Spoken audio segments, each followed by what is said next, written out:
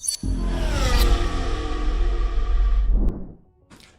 we're back! Hello and welcome to what is another race here in the 24 Hours of Grand Prix. We're getting over to Sin City in Las Vegas. Now, this is a track that's certainly going to spice things up with its mighty long back straight and treacherous Sector 2. You've got those tight twisty turns to navigate and not much room for margin or any room for error. And this is where things are starting to heat up and get a little bit spicy in these early hours of the morning. The drivers are getting tired, the caffeine kicks are coming in, and people are getting a bit agitated and a little bit aggy on the track. So be expecting to see some bold, brave manoeuvres, wheel banging, and might even some contact as we get into these early hours. How are we doing, Joseph? Nice to see you back with us, my friend. I'm good, yeah. Cup of tea is down me. I'm not sure it's done many favours at all. But yeah, Las Vegas, not too dissimilar to Monaco in terms of its glitz and glamour. But back to the normal element of racing. Whether or not people are going to bring what we've just seen in Monaco into this is another story, but hopefully we are back to normal. Absolutely. Now we did see that chaotic, manic Monaco brought to you by TK, where you saw Will Gibson himself upside down at one point. Not only that, driving backwards around the track, absolute chaos, carnage and calamity. But we're back to normal racing, hard aggressive racing, no wild cards, nothing being thrown at you here. They're going to get the setups. The weather we're unknown about. We're not forcing full wet or forcing cockpit cams, none of that. We are back to good old-fashioned hard racing with 25 laps of Las Vegas to come your way and a one-shot qualifying. We're going to take a quick little look at the calendar of what next is to come. Now, you've seen it from a couple of other commentators, but you're with me now for the next 3 races. You're going to see this, you're going to see Japan, and you're going to see Baku. And Joseph, well, you're joining me for the Japanese Grand Prix, so things should get going nice and quickly. Not too much of a changeover from the commentator's side. Before I say good night and welcome in the new set of commentators for Qatar, heading over to Brazil after that, and then over to Spain, sunny Spain in Barcelona, and then Italy for the penultimate round, and finishing off with a mighty Silverstone Grand Prix. So things are getting exciting, still some mighty tracks to come your way that can produce some pretty hard racing, I've got to say myself. Yeah, absolutely. I mean, there's always, with this calendar, quite a big change from round to round. I mean, Monaco to Las Vegas is a pretty stark contrast. The highest speed compared to the lowest average speed. And then you've got the figure of 8 of Japan. It's back to a street circuit. It's back to flat out Qatar. And then it's Brazil, Spain, Italy and Great Britain. It's proper speed tracks to finish off. But yeah, certainly if you are doing back-to-back races and whatnot, it is still difficult to get into that flow purely because of the volume of changes between each circuit. But regardless, we're into that stage of the night now. Again, just rambling, trying to get the last few cars into the lobby. People are offering their services to the race, but you do have to kind of retain a little bit of order, and you can't just have people begging to race in every single round. But regardless, to see so many people in the lobby at this time is still incredible. Still streaming to 25 people on Twitch, probably some more on YouTube as well. We are right into the middle of the night, the middle of the entire 24 hours of running, and yeah, that's the main thing. It's good to see you all here. Absolutely, we have had quite the races displayed before your eyes going over the past few hours as well. We mentioned the Netherlands was quite a fun one, over in court as well, that mighty Monaco Grand Prix. So the second half has certainly gone off with a bang, and there's still much more to come your way in Sunday's running for the 24-hour Grand Prix. We are 18 strong in the lobby. We're just waiting for the other 2 drivers, if we're going to get 2 more drivers, to get in and we can get underway. Don't want to keep it delayed too long. We have a strict schedule to try and keep by, to keep everything within the 24 hours. Had some delays earlier on, but we tried to match all that back up with our break, and we are just slightly behind, but not too much, just with all these lobby setups and the changing of commentators. But nevertheless, we will get going ever so shortly. I'll just try and keep my eyes on the Discord to see what is actually going on and keep you all informed. But I'm excited to get going for Las Vegas. Don't see many races in Las Vegas myself on the commentary side of things. So to see something here in the charity event where the drivers are all going to go guns blazing for as many points as they can to help their teams in that championship, because in the end, there is still a championship and the drivers are still trying to win. So this is what brings this incentive, this excitement, and all the action to your screen. Yeah, definitely all guns blazing indeed. And I think that whether the drivers are keeping an eye on the standings or not, it's that's a different story. But, you know, there is still points to play for, and that's about as much as you can say about that, really. With regards to Las Vegas, you're quite right. I don't see many races around here either, whether that's just because, you know, it's tend to be associated with that sort of low grip surface that you get around here. It's pretty uninspiring in terms of that back straight. Yeah, it looks absolutely awesome, you've got to say. And since they've added all the licensed buildings, there is, you know, something to look at and go, oh, that's pretty cool. But from a driver's point of view, never particularly a thriller. And yeah, again, that long straight, just kind of a symptom of this game. You don't really get slipstream off of anyone. And yeah, it tends to get pretty chaotic. But regardless, with a kind of larger skill gap that we do have in these races, we do get a lot more overtakes. So hopefully that is the redeeming factor to some good racing. Absolutely. Now we are just still waiting to see what's going on with the lobby. We did have somebody in who shouldn't have been there. They've just left. And we are 19 strong. So we're just waiting to still figure out where we are in terms of the drivers on this grid. And then we can get going for what will be the 25 laps. So things are... We're getting there ever so slowly. Just bear with us a moment while we try and get things done. But other than that, things are looking to ramp up. Like you say, it's a bit uninspiring at the Las Vegas Grand Prix with that mighty long back straight. It's just going to be a bit of a DRS train for those that have got some pace and matching on pace. So it's going to be difficult to overtake for some. Not so much for others that find themselves in that midpoint of pace where you're attacking for the midfield, where you're faster than those at the back here, but not quite as quick to catch those at the front. You'll end up in this sort of grey area around the circuit. But Sector 2 is something I'm going to try and keep my eyes open on, because as you come around those tight, twisty turns, it could get a bit dangerous. Some cars could go for some opportunistic moves and try and get some overtakes done before you get to that back straight where it's just all flat to the floor, burn the battery, you've got DRS, and you reach the car's top speed before you harsh on the brakes once again, flying around a bit of a chicane, coming down to that start-finish straight. Things are going to ramp up, things are going to heat up, and we are about to get going with our qualifying session. We have all our drivers in. Well, I think we do. We have 19 last I saw, so it's 19 to the grid, 19 to bring you some action here in Sin City. Indeed. I was thinking turn 5 is a bit of a pinch point as well. Obviously, there's the chicane around the sphere 6, 7, 8, and 9. But turn 5, you always see a car sticking their nose up the inside there.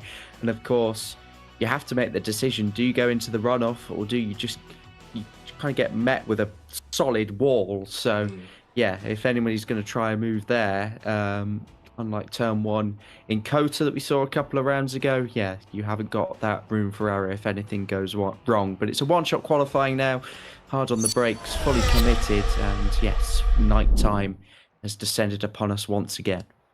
Absolutely, it is completely dark out there. We're under the lights, as you've seen in Monaco and Abu Dhabi and races prior. Las Vegas also a race that is ran under the lights at midnight. You get to see all the lovely light lit up views of the Vegas Strip. You get to see the dome, as you mentioned, when you come around it, and all the licensed buildings now. Everything's all lit up and shiny, and we're on that 24-second countdown left now before we get under for our one-shot qualifying. It's going to be interesting to see who's on the pole position, who's on that top spot. But we are back to hard racing, fully fledged, no wild cards. It's all to play for here in Las Vegas. And looking at the names, it should be a Luca Rapassa walkabout in this particular qualifying session. But what's the gap going to be like this time? It was a close one in Kota, in another US circuit. Yeah, this could be another chance for him to shine. We'll take a look to the top. We have Luca Rapassa and Gregory Prezibel. Gregory, one other driver that could be contending for that pole position, as well as Luca Rapassa and Liam Stevens. You can see those three already to the top of the table as we get going around turn number 3, powering down towards number 4. Now with that DRS wing wide open, seems like Gregory Prezibel will be the one to lead the way coming through Sector 1, unless Rapassa and Stevens have got anything to say about it to try and fight on through. It's Rappy, he's also making himself known, managing to jump ahead there close ever briefly against Prezibel, but Gregory managing to jump back into that top spot, setting the fastest time so far as we get going into the second sector now. This is where it gets a little bit crucial. You want to try and preserve the battery as much as you can, because you have that mighty long back straight. You don't want to risk losing any straight line speed. You want to try and maintain it all before you get to that DRS zone. Yeah, destroy the bollard before you get there, and now it's pinging the throttle all the way to the floor. DRS is about halfway down the straight here. You've got to wait, and then suddenly you get the beep in your ears, open it up, and you get about an extra 10 miles per hour to help you deploying the battery all the way. 2026 cars will have something to say about that. I don't think they'll make it to 200 miles an hour, but alas, we're hitting about 220 here, and Gregory Prezibel is absolutely flying here. That chicane, that double chicane, if you like, was taken without a care in the world, and he crosses the line to take pole position by about 0.4 of a second. A really, really solid performance there, and perhaps a surprise to see such a big gap, considering the straight line elements around this circuit really aren't that many areas that does separate drivers. But that was a really, really strong pole lap by the Australian. He's ahead in time, of course, by, well, probably a good 9-10 hours at least. Probably feeling as good as ever, has that advantage, and has put it on pole position. Absolutely. Gregory, your pole sitter with Gabriel Moyer lining up behind on the front row. Rappy and Kavriam Bands. Kavrim Bands. Liam Stevens, Dennis Gers, Luca Rapassa, Formula Kai, Frank Tank and Milan lining up your top 10, where you got Robin, Rio Harris, Ben Huskins, Michael Winter, Joseph Ozidri, and Moist and Mexico TV to line up your 20 drivers on the grid. This is it. We're going for 25 laps here in Las Vegas. So all eyes on the screen now. Your grid has been set and we're about to go racing. Drivers are going to apply the race setups, get the fuel load set and sort out their strategies. I think, Joseph, you should take us away with that first lap when we get to those red lights, and away we go. I will do. I'll give it a go. It shouldn't be too long. Nothing to wait for. We're already a little bit delayed after Monaco. I mean, that was always inevitably going to be a race where, with the no rules and the crashes and everything that went on there, yeah, it was bound to take quite a while, that one. So hopefully we'll make up some crucial time in this race so we can keep everything running to a nice schedule and get our full build racing here this evening. Just having a look at the funds raised so far, £1,725 for Macmillan Cancer Support. Please do scan that QR code on screen if you'd like to donate. There's some great incentives, including SimRacing Centre giveaways. We'll have a reverse grid race at some point as well if we breach 1800. I think Ollie Hornby might put some highlights in his hair. We've already seen Corey shave his to a buzz cut, so if you'd like to see some more hair played with, please do donate. But here we go then for the 5 red lights in Las Vegas. It's late at night here in the Sin City, and we're underway with Gregory Prezibel leading away from pole. But can Gabriel Moyer go up the inside? It looks like there's a bit of ghosting there into the first corner. But no harm done there as it's Rappy takes his position in P3. There's already been a yellow flag deployed out there on the circuit. Remains to be seen who that is, but they come through cleanly and they're on the run down in towards that difficult turn 5. It's Rappy that's going to be on the inside, being careful not to go too late on the brakes. He takes a fair amount of inside curb there, allowing Gabriel Moyer the space. In they come then towards the sphere section. Rappy holds P2 around the outside. A steady start at the front as the two McLarens bang wheels. Liam Stevens following up in behind in P6, looking for a way past them both. And next up, of course, is the Boulevard, the strip, where we'll see the DRS come in a lap's time.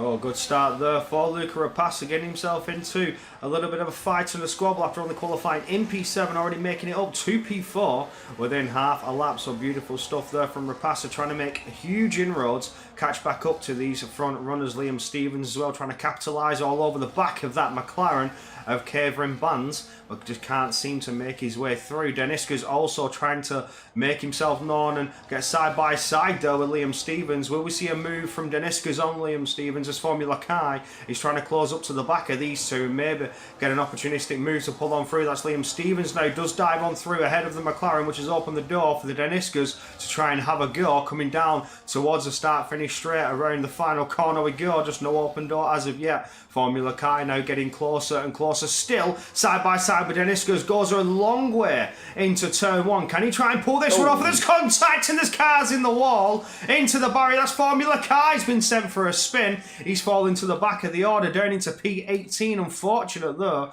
Tried to get himself into the fight and had a bit of a squabble though with Deniskas, and has ended up falling down the order. Deniskas now still fighting hard with the McLaren in front of him. And that's a spin from Gregory Prezibel. He's been sent packing. Your pole sitter falling down the order, down to 17th. That's a disaster there for your pole sitter. Yeah, it's Rappy was overtaking him, I believe. So whether they've come together or Gregory's just lost it under traction there. A difficult start for the Australian. You'd fancy him at a normal time of day, as I was alluding to in qualifying, but not to be. He's down and pretty much out with damage on lap 2 of 25. Of course, he'll stay in the race. There are still bound to be some safety cars in this one. Already seen 2 pretty major collisions so far here in Las Vegas, and for the first time DRS is about to get enabled. So many cars now in close proximity from 1st all the way down to 16th. So who's going to be making the moves? Is it going to be for the race lead? Yes, it is. Gabriel Moya, vulnerable as he was the only car there that didn't have any DRS. It's normal order restored as Luca Rapassa takes the lead on lap 2. Deniskas as well fighting hard, and so is Liam Stevens with Frank Tank. Liam Stevens side by side trying to get through on the Haas. He's just not able to do so as of yet. They still go side by side, and here comes Ben Huskins making himself known. There's contact there. Deniskas has been put into the wall, and he's managed to keep himself going again. A bit of ghosting there, keeping him free from any other car. But that his front right end plate damage, he's going to suffer, especially around the corners in sector 2. He might be alright for turn 4, but as he comes around to that pinch point, as you mentioned, in turn 5, this is where things are going to get a bit treacherous for Deniskas. Yeah, it didn't even stop at that as he's gone around again there. There's more contact. I've just heard elsewhere and into the wall. Deniskas, I was just going to say I was on board with him, and a car sounded like it's dropped it into the wall. Just seconds later, it was himself going back into the wall. So, yeah, another 3-4 bouts of contact there, and we do have a yellow flag, and that's caught a lot of drivers out going through blind turn 9. You can't really see what's on the other side there as you come out of that corner, and it was actually a lot of cars slowing for the virtual safety car. That'll be due to the volume of debris on the circuit. Don't think that should trigger a full course safety car, but yeah, first interlude of the race, and probably it's a good time just to try and settle down a chaotic lap. We didn't get this in Monaco, but back to normal in Las Vegas, quite literally. Yeah, absolutely. Now we're under VSC, so the drivers are going to slow down ever so slightly. Just stick to that strict delta time, but at any moment we could go back to green flags when the marshals have been out there, and there you have it, green flags. Very, very quick virtual safety car there just to clear up a bit of that carbon and debris on the track. The marshals done a very good job of getting that done with very quickly, and it's rapid all over the back of Luca Rapassa. Was not caught out by the restart whatsoever. He's looking for a move now, coming down the start finish straight, going the long way around into turn 1. Can he make this one stick? It's mediums versus the hard compounded tyre. Rapassa's going to make him squeeze out wide, try and wash him out, but eventually the mediums will prevail as Gabriel Moya as well on the medium compounded tyre is looking to get all over the rear diffuser of Luca Rapassa, but he's not able to find a move just yet. Saying that, Rapassa's going to try and fight this one back now as we get going up towards turn number 4, finishing off sector 1. Rapassa does manage to retake the lead of the race, and he's opened the door for Gabriel Moya to have a go as we get into the awful pinch point of turn 5, and here comes Kevin Bands as well, who's also trying to get large in the mirrors of Gabriel Moya side by side. Liam Stevens, and 3 wide though as we get coming out of turn number 7, maybe even 8, I can't remember the turn exactly, but Liam Stevens fighting for his life, trying to gain a podium place here on Gabriel Moya. They're still side by side, and he may have had the door open for him to challenge for the Alpine as well.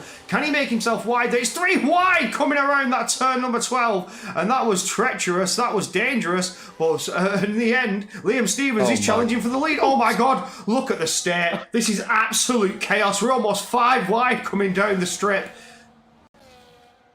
I mean, just get a screenshot of that before we hit the braking zone. Oh my goodness, I don't even know who's going to arrive in first. Take it away. Oh, how do you even narrate this? Into the chicane they go then, and it's Liam Stevens, unsurprisingly, that's probably forcefully got his way through there. I can't really see, to be honest with you, but in towards the final corner they go. Somehow there's not been a severe collision in there. They all arrived, about 8 or 9 of them there as one pack into the braking zone. Liam Stevens ahead of Luca Rapassa, now swapping as they get towards the first corner. Rappy, to be fair to him, has been really mature with his racecraft when I have watched him, particularly as he was fighting Luca Rapassa this time on the previous lap. I don't think he wants this spoiled because he's driving a really solid race and is on the alternate strategy in this case as Gabriel Moya straight lines the corner, and it's actually him that comes off worse. So, karma?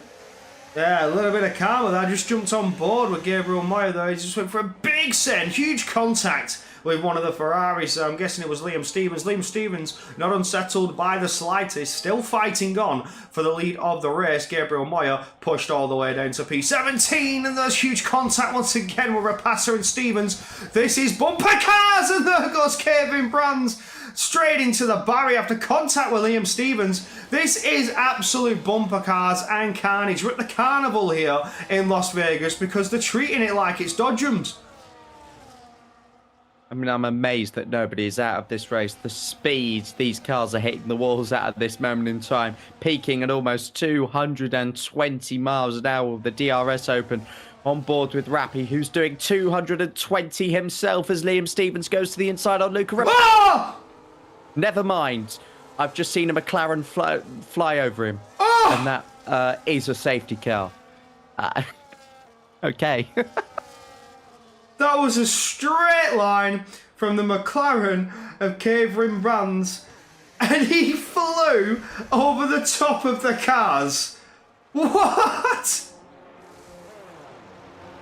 That is mental. Rio Harris sped into the pit lane under safety car. He's now retired. This car's going back onto the racetrack with the pit limiter on. What am I watching? We've got the teleporting cars again. I'm watching cars side by side on the pit straight with their pit limiter on. Oh, I cannot believe this. No, they've teleported back into the pit lane. Right. This is what it tried to do in Zandvoort, where we had some glitches in the pit stops. It looks like everybody has changed tyres, and it might just be a visual bug, but just, oh my word, the Ferrari's got no tyres. Liam Stevens has no wheels. Oh, for me. Oh, okay. I think that's just for you, though, because he's got mediums on for me. Oh, they're back. Oh. EA. Unexpected. I promise he had no wheels. What is it we're saying? Unexpected scenarios and unexpected features. That's the one. It's an unexpected feature of the F125 game. Sometimes you'll come out of the pits and you just won't have wheels. I mean, I've seen the no front wings glitch where you just don't even have a nose cone, but that's the first time I've actually seen no wheels on a car. Luckily, they've come back, as I say, but good lord. I think there's a glitch I've seen, and it was a TikTok, and somebody was on hard tyres or medium tyres, and one of them was a hard, just one. I'm pretty sure they were on mediums, and they had like the front right was a hard tyre.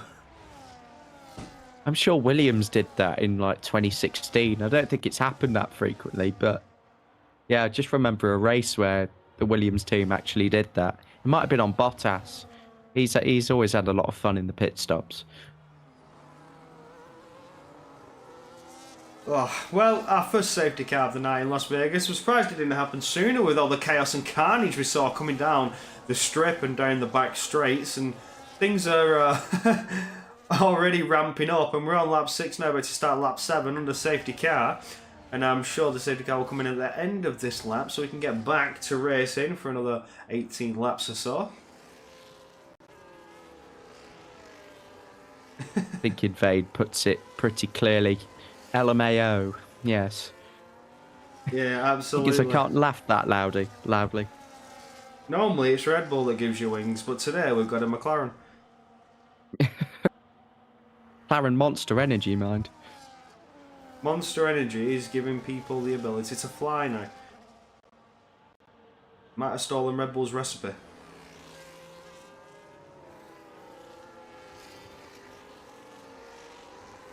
Oh, early hours of the morning, drivers are, I don't know, want to say frustrated or getting annoyed, whatever. No justification for the straight line, but it happened, and we all got to see that. A flying McLaren come over the top of a couple cars, and here we are under safety car. Safety car indeed. Good to see him again after his heroic performance at the start of Zandvoort. He's had a bit of time off. He came out for a third time in Zandvoort, had Monaco off, wasn't needed. They didn't even ship the safety car there because it was switched off. It was, suddenly magically the F1 cars just resisted the ability to take damage. It's quite impressive what this Simcade legendary game can do sometimes, but he's back. Cars are crashing again. Yeah, he's going to come out and make sure everybody stays nice and safe with a little bit of a desync lag there from the safety car. But we come down the Las Vegas strip towards the final chicane, and hopefully we're going to see that call for the safety car. There it is. Safety car will be at the end of this lap. We're going to get going once again. It will be Liam Stevens to lead the way for the safety car restart with his current rival. Has been rival all race long, Luca Rapassa, who's doing a bit of a Max Verstappen there, going side by side before we even get to the race start. Eager and raring to go to get to the rest of this Grand Prix underway. This is the most aggressive weaving I've ever seen. But at that slow speed, I can't imagine it's doing much, actually giving his tyres much energy. So, yeah, we'll see when he puts the hammer down. I imagine it will be most unexpected Liam Stevens-esque fashion, but well, we've seen all sorts from this team so far, so it doesn't surprise me. Big weaves blocking all three lanes you see there in this street circuit, and there it is, foot to the floor, and away we go. Caught Rapassa napping ever so slightly by half a second. Those behind looking towards Ben Huskins. He's not caught out by an inch, capitalising there, moving at one place as Milan is moving up another on Liam Stevens. Liam Stevens had a bit of a moment there, and he's ended up falling back. As we see Ben Huskins now trying to look for an outside line, unable to get one. Robin managing to slip back through and maintain that P4 position. Is Ben going to go and give it another go? Not quite yet. Further down the field, we see Gregory Prezibel making it large, moving up past one kick Sauber. Not two, but three if he can make it stick on the Mercedes as well. What a move there from the Aston Martin driver, trying to retake positions that he so desperately needs after a disastrous lap one. Gregory Prezibel up into P9.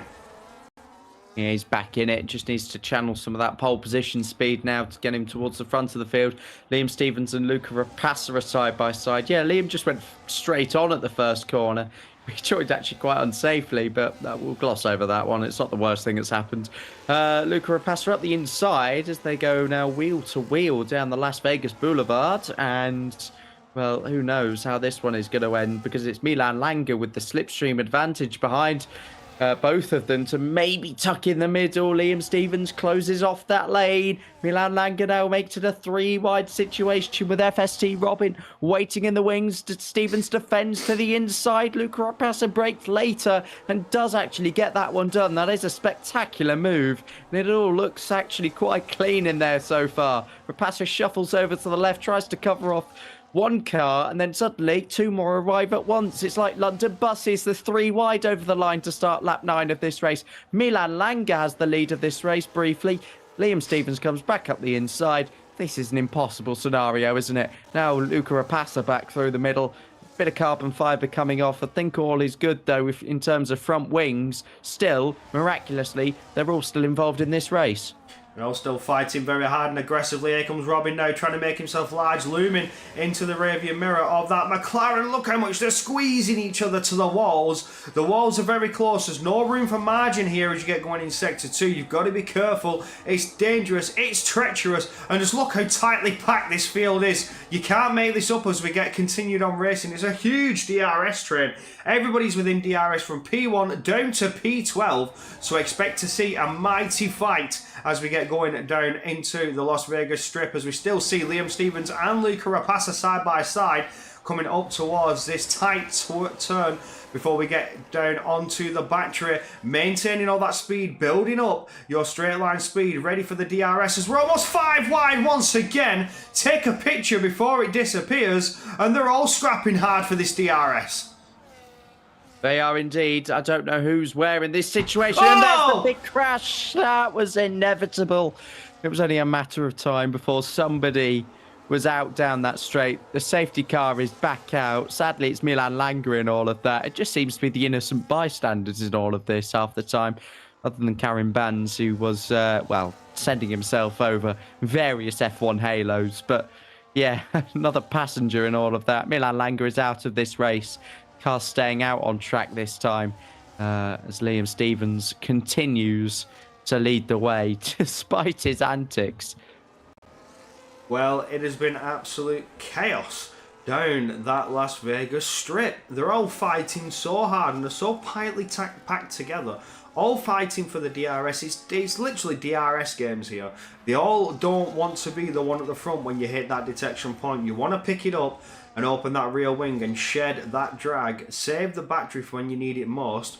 But only one driver is going to lose out on that, and somebody's got to be the loser. Everybody else behind will pick up the DRS when you get to that detection zone. Yeah, that is it, isn't it? It's the person in front that just desperately wants to be behind. Even if it's one car, that is more than enough. But just where that detection zone is placed, it's right before the DRS zone. You end up slowing down and having to kind of fend yourself off from 9 or 10 cars, and that's not even an over-exaggeration because we've seen it already in this race. That is often why we don't see this track frequently scheduled in many leagues anymore, purely because of things like that. And I haven't watched much esports this year either, but God forbid if that ever sees the light of day. And let me know if it does in the live chat. Is Vegas on the esports calendar? Because I pray for everybody. Oh, you and me both, my friend. If they are going to Vegas, is it going to be just as chaotic as this one? As they all fight for the DRS, as they all are so closely packed together in what is essentially just one huge DRS train from P1 down to P11. And now, as the safety cars come out, everybody will catch back up. It will be DRS trains all the way down to P15, providing everyone can keep their nose clean. It's exactly that, but that is wishful thinking. I think the word clean should just be taken out of the vocabulary at this point. Oh, my word, Liam Stevens is inside the safety car. I don't think he consented to that, Mr. Bern Mylander, but anyway, carry on as you were, Liam. Just think there's small signs of desync every time a safety car comes out, which doesn't do the restarts much favours, and I do sympathise with the drivers for that, because it is just annoying and you kind of just want to drive your own race without having to worry about it. But yeah, it has just been present ever since we've got going, certainly since I've been involved in the second half of the day's action. But yeah, just something we've got to live with at this point. Not restarting races for the sake of it. It's an event for charity, for goodness sake. Yeah, it's all for charity now. We know that some drivers and teams like to take these things quite seriously because of reputation that they'd like to uphold, but at the end of the day, this is all for charity. So in terms of seriousness, it's not that serious. It's all for fun. No. It's all for the cause of raising money for cancer, for Macmillan cancer support. And so far, with everybody coming together collectively, £1,725 raised to go to the charity, and we cannot thank everybody enough for their donations. If you haven't already, get that QR code scanned in the top right. Any little bit helps, from a penny up to £1, £5, £10, whatever you can afford. Be sure to send it on over, and let's get it all over to cancer support at Macmillan. And hopefully, with your help, we can bring some much needed support for those that do need it, that are battling cancer every single day. yeah, do hope we see a massive push in the morning, at least towards 2 grand. So there'll be, I imagine, some stream revenue as well. People have dropped some bits on the stream, so anything you can do in terms of that is all a massive, massive help, and I'm sure it will find its way into that donation pot as well. If you can't, literally, again, just being here is more than enough, and we appreciate every single one of you that's came and joined us in this, again, unholy hour. I keep calling it that. It gets more unholy every time I look at the clock. The sun is going to be up by the time we're finished, and yeah, that's not going to help me get to sleep. But here we go then. Liam Stevens is about to take another chaotic restart. And there he goes, foot to the floor, and away we go, trying to catch out those behind him. It looks like Ben Huskins was caught napping a little bit, but Robin was not, and he's already gone to the inside of turn 1, looking to try and make a move and capitalise on that slower restart from Ben Huskins, with Formula Kai up into P4, looking to try and close up now and potentially challenge for that move. He's breached a bit of breathing space to Michael behind. Michael not able to get ever closer as he's fighting hard now with Joseph. Joseph looking for an outside line there, does manage to pick up that position, as we see Rappy as well trying to push on through, making it up into P7. Can he make that one stick? No, he's forced Michael to push harder on the braking and try and get a little bit closer to Joseph in defence as we look to the front. That's Robin getting through, and Liam Stevens, and contacts and drivers bouncing off that barrier as we get going into the second sector. It's Liam Stevens and Formula Kai. It's a Ferrari 1-2 so far. Formula Kai having the race of his life right now. Yeah, and Liam Stevens carrying some left-hand side end plate damage now. Be very, very quick in a straight line. Might even get an extra mile an hour or two from that damage. Every little helps on this F1 game down the straights, especially with the lack of slipstream effect. Just see Liam Stevens not really gaining as much as he would like on Formula Kai. XD Joseph's coming through the middle though. FST Robin sits back and watches this one, hoping that nobody goes flying over him. Luca Rapace overtakes. It's Rappy. Gregory Przibil coming through there on TDR Winter. He's on fresh hard tyres. He pit under that second safety car period. We're now over halfway into this race, and it's still looking as bad as chaotic as it started, as Joseph puts Liam Stevens into a sideways motion there, and there wasn't much space to go in there. But yeah, again, I think that is worth probably a half a second time penalty if the standards have been anything to go by. Well, I think we're now starting to see some drivers struggle a little bit as these tyres start to wear out. They only have a couple that have boxed: Gregory Przibil, Winter and Gabriel Moyer. Luca Rapace also on some fresh medium compounded tyres. Everybody else 7 laps strong after that first safety car. So, excuse me. So some drivers are going to start to struggle in a couple of laps time as the tyre offset for Rapace and Gregory start to come into play and they start to make inroads. Yeah, that's it. Formula Kai, the way he started this race, he would probably not be surprised. We'd be very surprised actually that he's in the lead of this one and pulling away 1.5 seconds to XD Joseph, and that is because Joseph has run out of battery down this straight. Kai, even though he is in probably the medium ERS mode, it is still enough just to pull him along. That extra electrical energy. Luca Rapace gets down the inside of Michael there, going into the chicane section, and gets a good exit as well, using some battery to move him up an extra position into P3. It's him that's going to be chasing down Formula Kai in those fresh and medium tyres, but the question being, can they go to the end? I think there might be another pit stop coming his way at some point. Definitely so for Liam Stevens, who's trying to recover, but our pole sitter Gregory Przibil coming through and looking really, really strong, and finally just kind of in that perfect balance of both clean air and still having some DRS in front of him. The Rappy struggling there, washed out wide in the earlier corners. He's tried to send one on Gabriel Moyer. There was slight contact, lost a little bit of time but not too much to cause any alarm.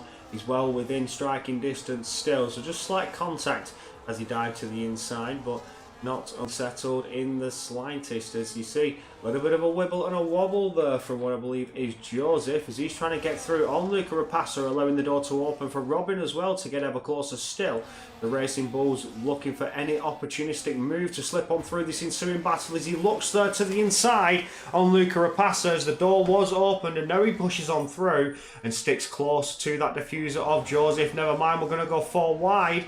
No, we're not. Luca Rapasso's being smart and staying out of that one. We've already had 2 safety cars. We've got 4 drivers out of the Grand Prix. So you want to keep your nose clean from here on out as we get to around about 10 laps remaining after we get through this Sector 3.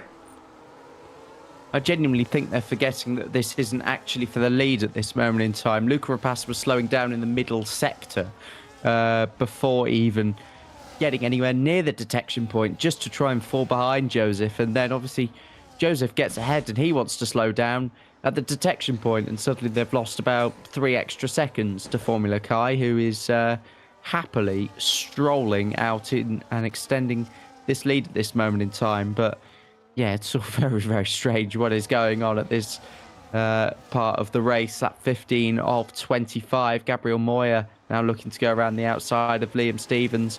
It's pretty robust in their defence. And again, Gregory, what does he do here? Does he try and slow everybody down, or does he just firm the fact that, well, yeah, he is slowing everyone down? Look at this.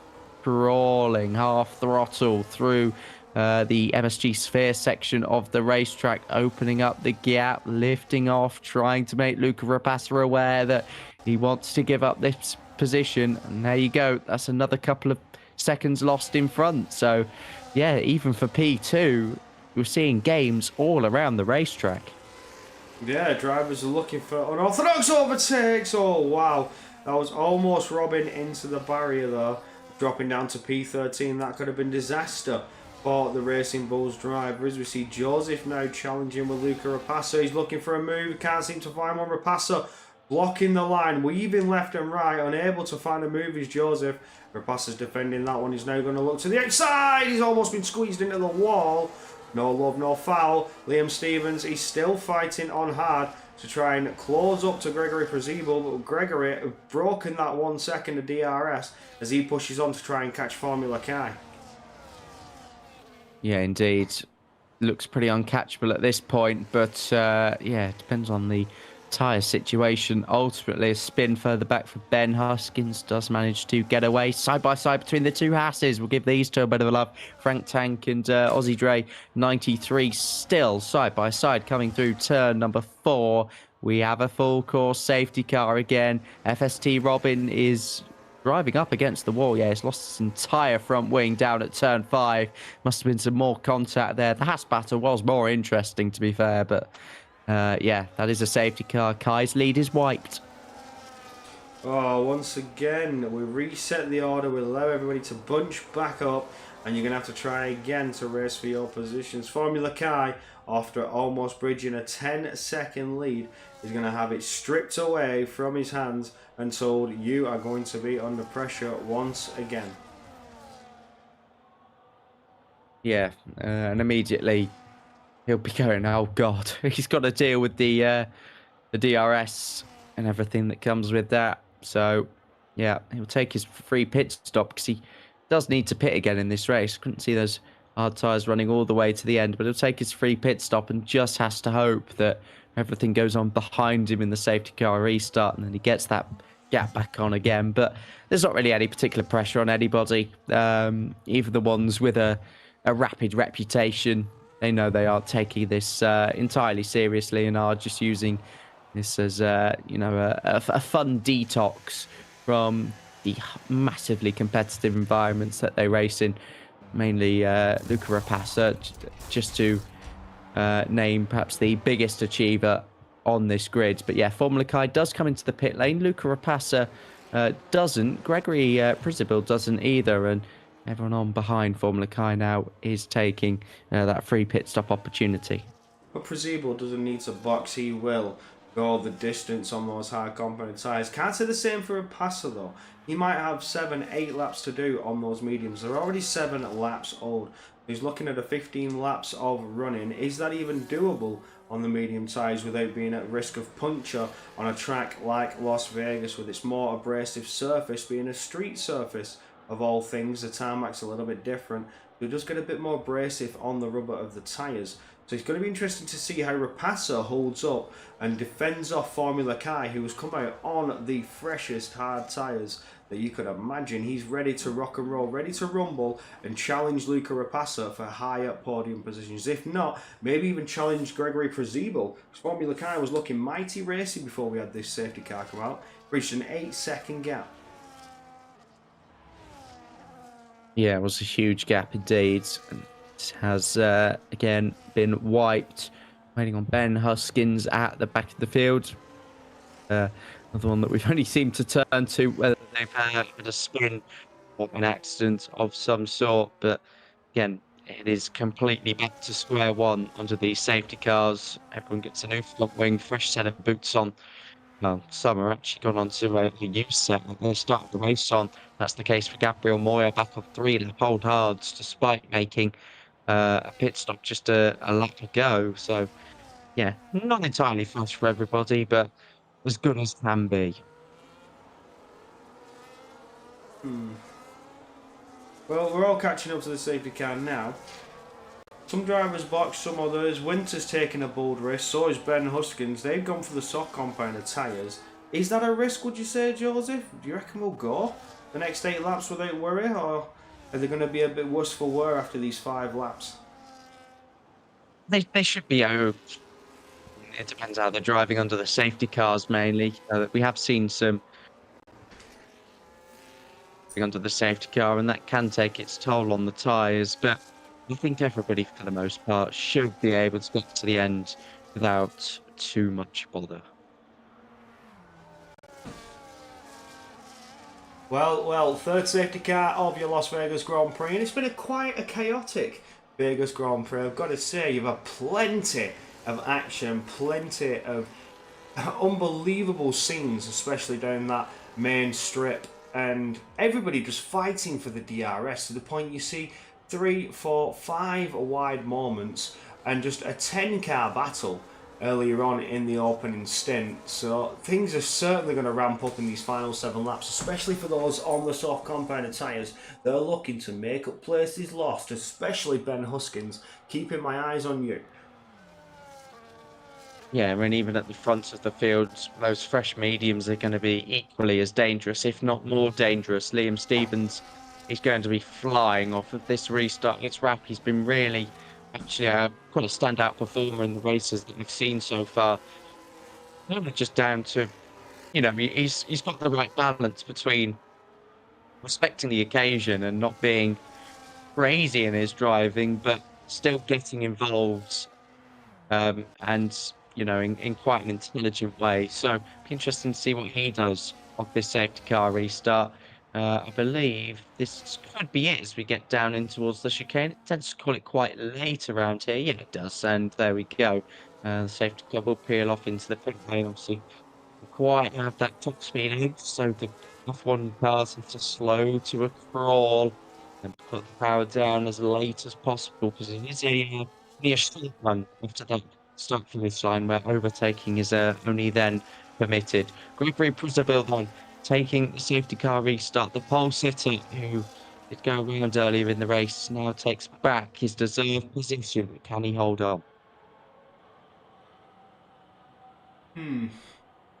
Interesting, but here we go.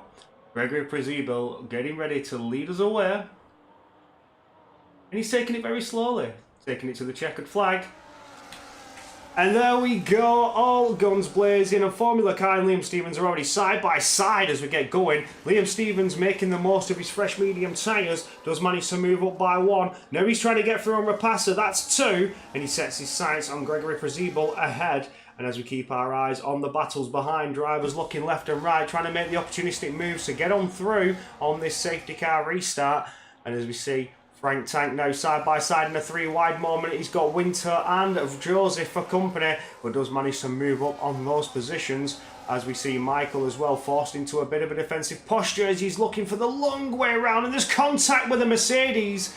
Slight contact with his teammate as well, and that will see Winter start to fall down the order, and Michael has already fell down, and there's a spinner. That's both Mercedes to the back of the field. That's unfortunate for those two, and we see the yellow flags, but no virtual or safety car yet. That makes me confident there's no debris on the track, and as we get going into the Las Vegas strip, this is where the cars bunch up and pack up, because they all want to be in that slipstream. They don't want to burn too much battery, but there is no DRS just quite yet. We're going to have to wait to go around one more time before they'll start to open those rear wings.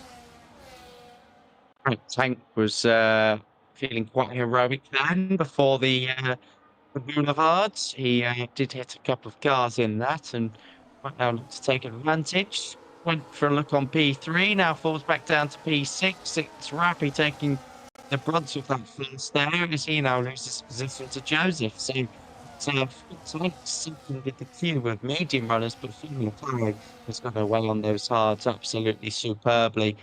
Birdwell leave everybody in his dust yet again. Gregory Principal side by side with Luca Rapace, and that's only extended the advantage for our race leader. Lee Stevens makes it to be wide, going around the outside at turn number 4. Really well done there. There's the Aston Martin still on the inside. He's going to check his mirrors while virtually pressing the buttons to do so.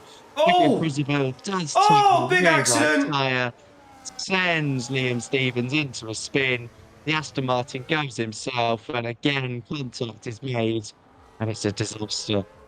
Oh, could I just get you to quickly look at your mic, my friend? We've had a bit of a moment. Andrew, I don't know where that's gone. You just went a bit underwater sounding, like your mic was completely muffled. And as the fight still continues, this is Luca Rapace now, going side by side with Joseph, trying to pick up the position there and move on through. Can he make this one stick? We have yellow flags further behind, as that's a spinner. That's Moist down to the bottom, and there's another spinner. That's Ben Huskins. He's been sent round, and that's disaster for some drivers as we get to 5 laps going. 5 laps remaining, I should say, and now we'll see the rear wings open. Now we'll see the DRS come into effect as Rapace has got it, and he's trying to close up on Joseph, where Formula Kai has just gone 5 seconds clear. Is that any better? I think my camera went off, so it kind of interfered with everything. Just let me know if that's okay. Absolutely, you're back. Perfect. Yeah, nice. Now back in the game chat. Oh, it's all going on at once. Never mind. But yeah, Gabriel Moya side by side with Robin. Needs to keep it clean going into the first corner.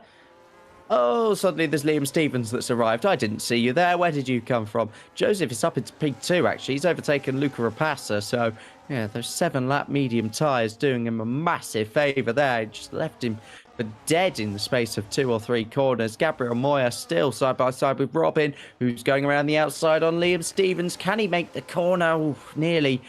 Not without a lock-up, though, and almost a visit into the barriers there as Ozzy Dre comes around the outside going into the sphere section of the racetrack. Suddenly Luca Rapace has gained about 5 seconds on Joseph and is re-overtaken him. So there's some crazy slowing down going on in this sector. It's not being done before the DRS detection point at all. It's way before that. I think people have clocked by now that it's not exactly the play. No, it certainly isn't, and there's huge contact there between the drivers, almost 3 wide in a tyre locking moment with Joseph Rapace and the Alpine of It's Rappy. But now as we get down, this is where the pack closes up as drivers start to back off because they want the DRS. The DRS game's coming into effect. It's just a huge fight going down the boulevard. We've seen accidents happen before. Will we see another one come your way on lap 21? Liam Stevens leading the way of this pack. As you see, Rapace squabbling to get through, Rappy trying to get through, Joseph and Frank Tank squabbling side by side, and there's contact between the two as Rappy's now trying to make himself large and go against Luca Rapace coming into the final corner, but to no avail. He has to sit back and wait just a bit longer as now here comes Luca Rapace going side by side on Liam Stevens, trying to get his way through, but can't find that open door. Further back we have Joseph and Frank Tank still going side by side with Robin, trying to look for an open door to slip his car through as Rappy's down into P7, just waiting for another opportunity to attack. Yeah, just 3.5 laps to go. Then in this one, then more turn 5 chaos ghosting. Cars just checking each other up there, almost kind of pushing each other back into the correct direction. More wheel banging going into the sphere as the helmet smiles at you as you go past into now the left-hander of turn 9, and into the wall goes Robin, trying to turn Frank the Tank back in the correct direction, but the wheel hooking does its job again, and they both lose a chunk of positions there as we go on to, well, lap 22 of DRS games. Liam Stevens takes command, and I think he's actually timed this perfectly. He's got the foot down, hasn't had to slow down. He'll be caught by the end of this straight, but this shouldn't be as chaotic as previous laps. Everybody is more in kind of 1-by-1 sequence rather than 4 at a time.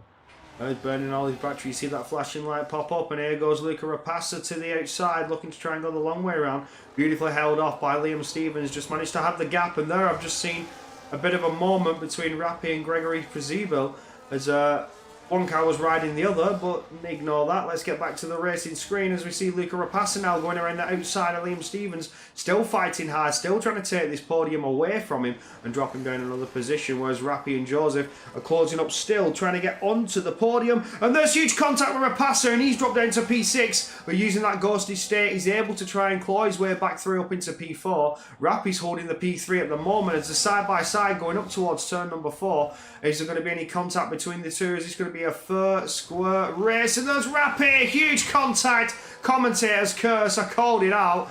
And he's sent back down into P12 as Gregory Prezibel manages to capitalise on that. And he's up into P3 now, challenging Luca Rapace with contact. Forced to take to the runoff, has to concede time so he doesn't pick up a penalty on that one. Rapace goes back through with Liam Stevens. Selectively ignoring half of this now, because I know they'll just be in a completely different order come the end of the straight. It's just bonkers what we're seeing at this moment in time. Now, Liam Stevens and Luca Rapace, it just seems no matter what happens, they are in command of everything that goes on here.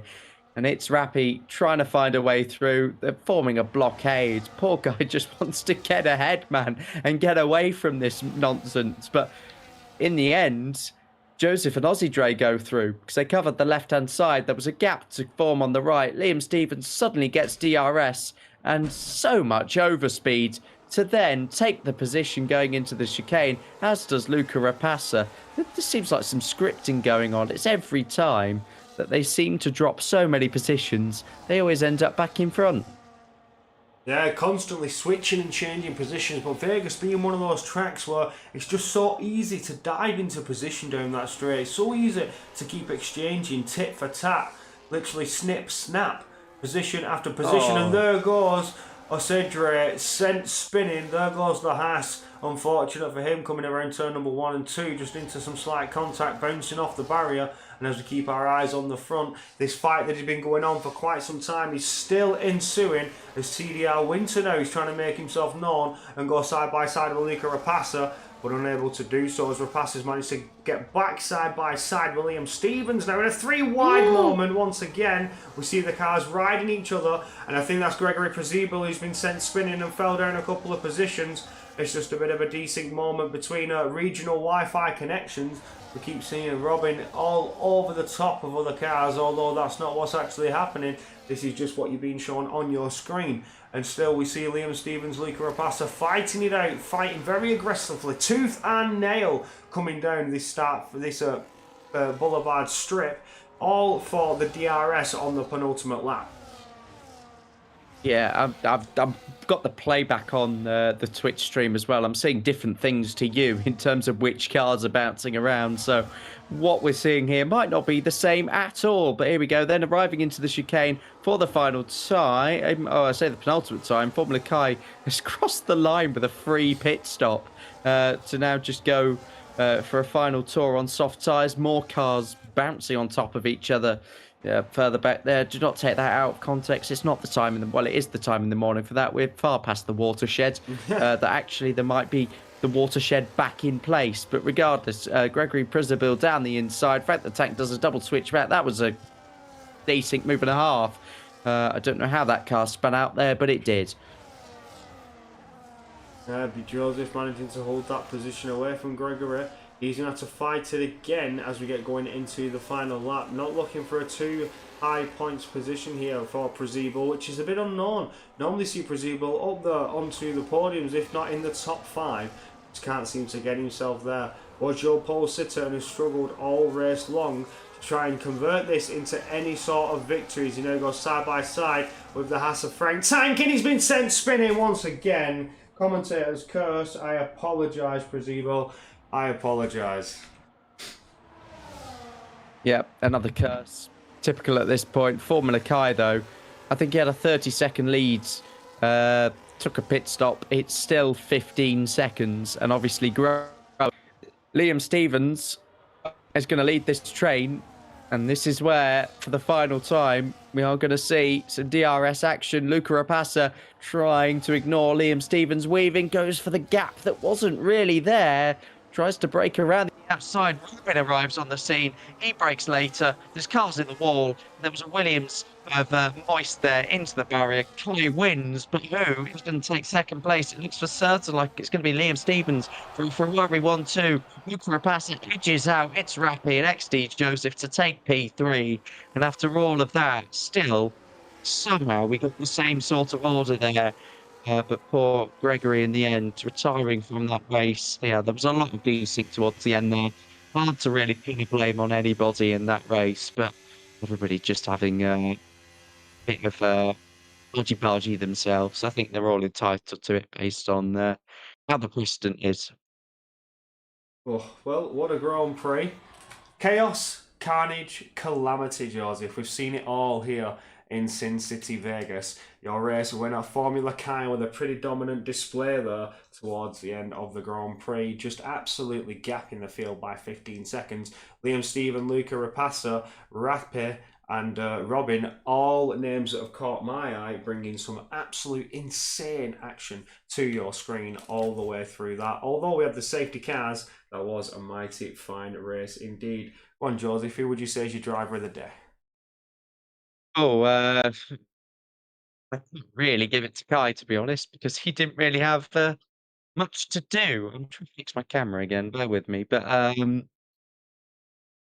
will give it to my namesake. I'm going to give it to Joseph on that one. I don't think out of all of that, I actually saw him do anything too crazy, and he finished in a pretty decent position, to say the least. So, yeah, I'll give it to him for being the best of the rest, if you like.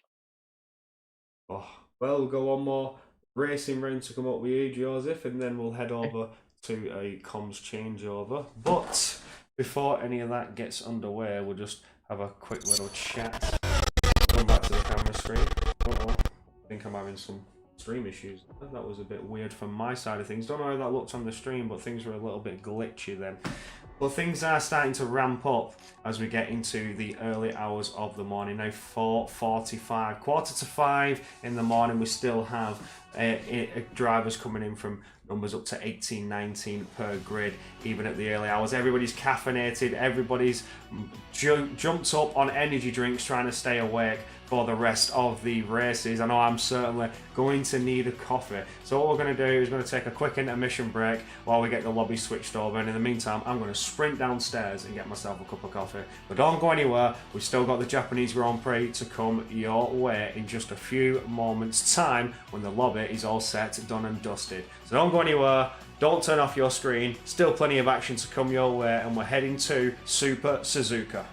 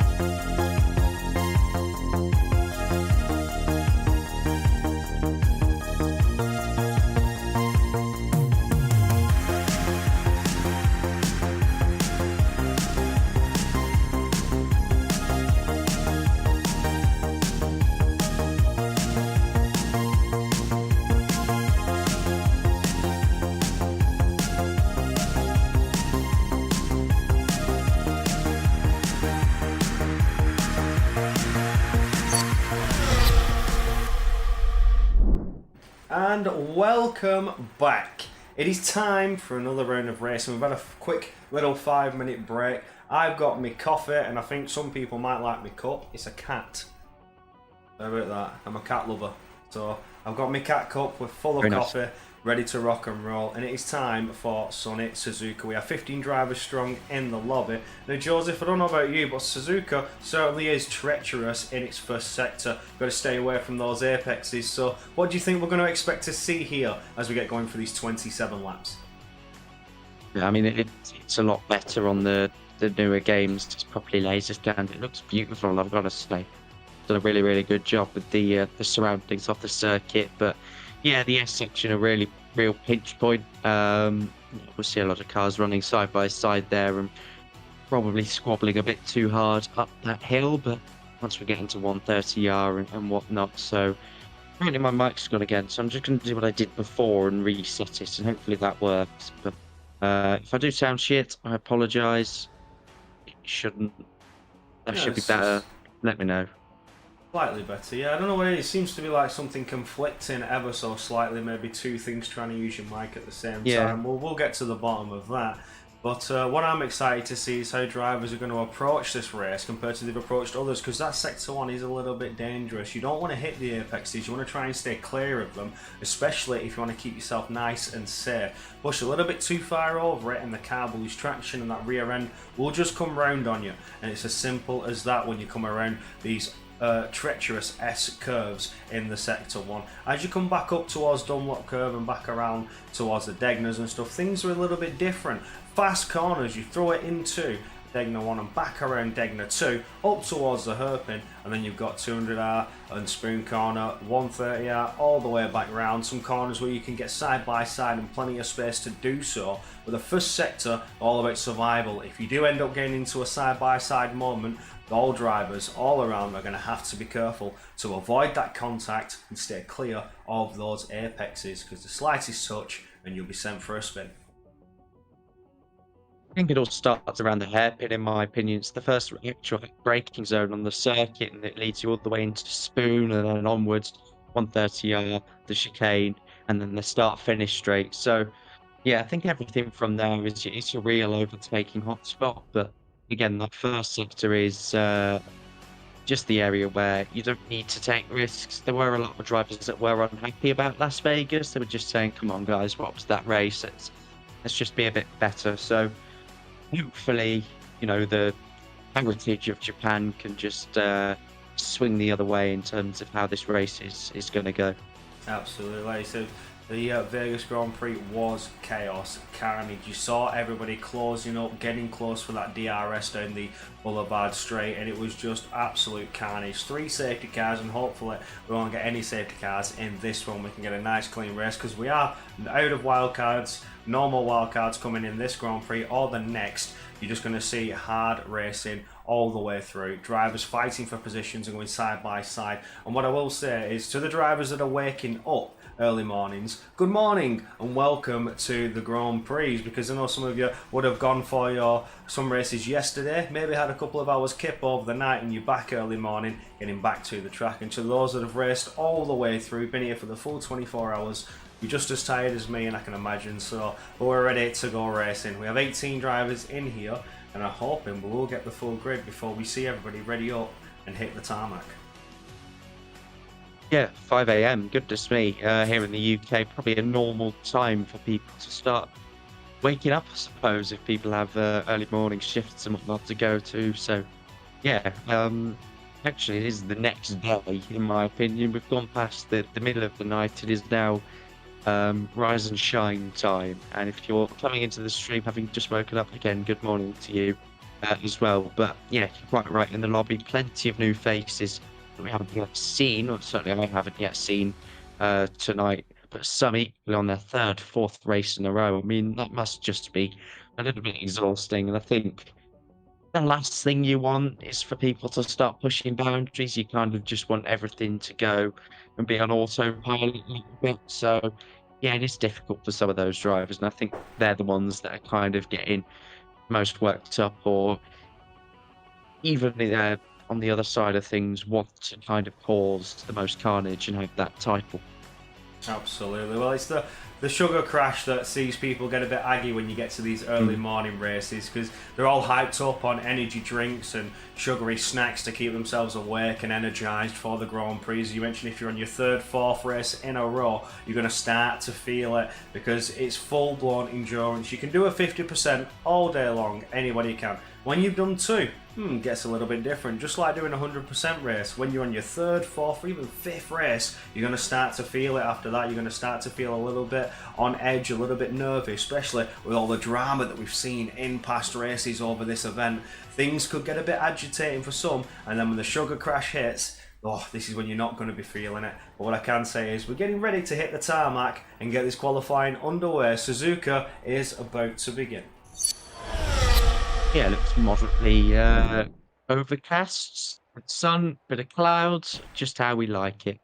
Uh, One-shot qualifying will be a dry one, at least for now. Just looking at those bumps in the pit lane, they're quite pronounced, aren't they? I end up noticing things that I never usually see before when we're on this pit lane cam. They are proper speed humps. I can't do the suspension any favours.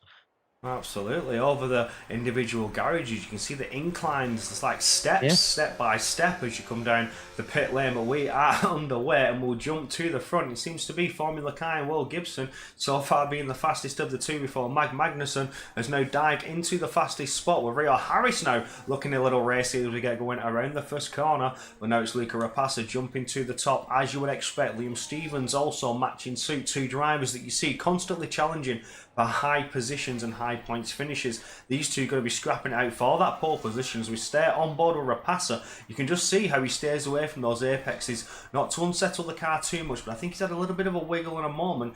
He's lost some time there and he's dropping down the field, dropping down the order as Will Gibson now jumps up to the P2 spot and Liam Stevens looking to assure a pole position. Yeah, I was watching on board with Luke Rapaz, and then he put the grass on the entrance to Degna 1. He actually did quite well not to exceed the track limits there and just keep that one going. This wouldn't be a bad qualifying spot at all. Can he do the unthinkable and claw back that time in the final sector? Liam Stevens has run a bit wide. This could open the door. Potentially Will Gibson if he has a better exit out of Spoon Curve. And yeah, purely named due to its shape there, the kind of double left-hander into 130R, scrub off a little bit of speed. It's about how little speed you can lose through there into the chicane now. Tricky braking zone, attack both apexes. And sort goes towards the line, hug the inside wall, reduces the distance, and it's pole position for Liam Stevens by just under 0.2 of a second. Luca Rapassa does well despite the time lost to retain third with Will Gibson in fourth. D'Amico then it's going to be probably in for quite a hefty fight with those three if the previous races are anything to go by. Absolutely beautiful for Liam Stevens there, securing a pole position to get us going in Suzuka. But again, like you said, D'Amico getting up on that front row as well is going to feel a lot of pressure having these guys behind him looking to chase him down and claw back the positions. We saw Rapassa had a bit of a moment there and he's lining up just behind D'Amico. So this is where things are going to get interesting on the race start. Will Gibson lines up in fourth and Magnussen in fifth. And Kitsunya, whatever that says, is in sixth. Milan in seventh. I apologise, I butcher your names, but I'm also very tight. I'm not reading very well. And Jeremy in eighth, and Rio Harris for the commentary team in ninth. For Lally in 10th, doing your top 10. Bosmius in 11th, Formula Kai. Small Connor, Royale, Moist, Adam, Mexico TV, and My Little Piggy.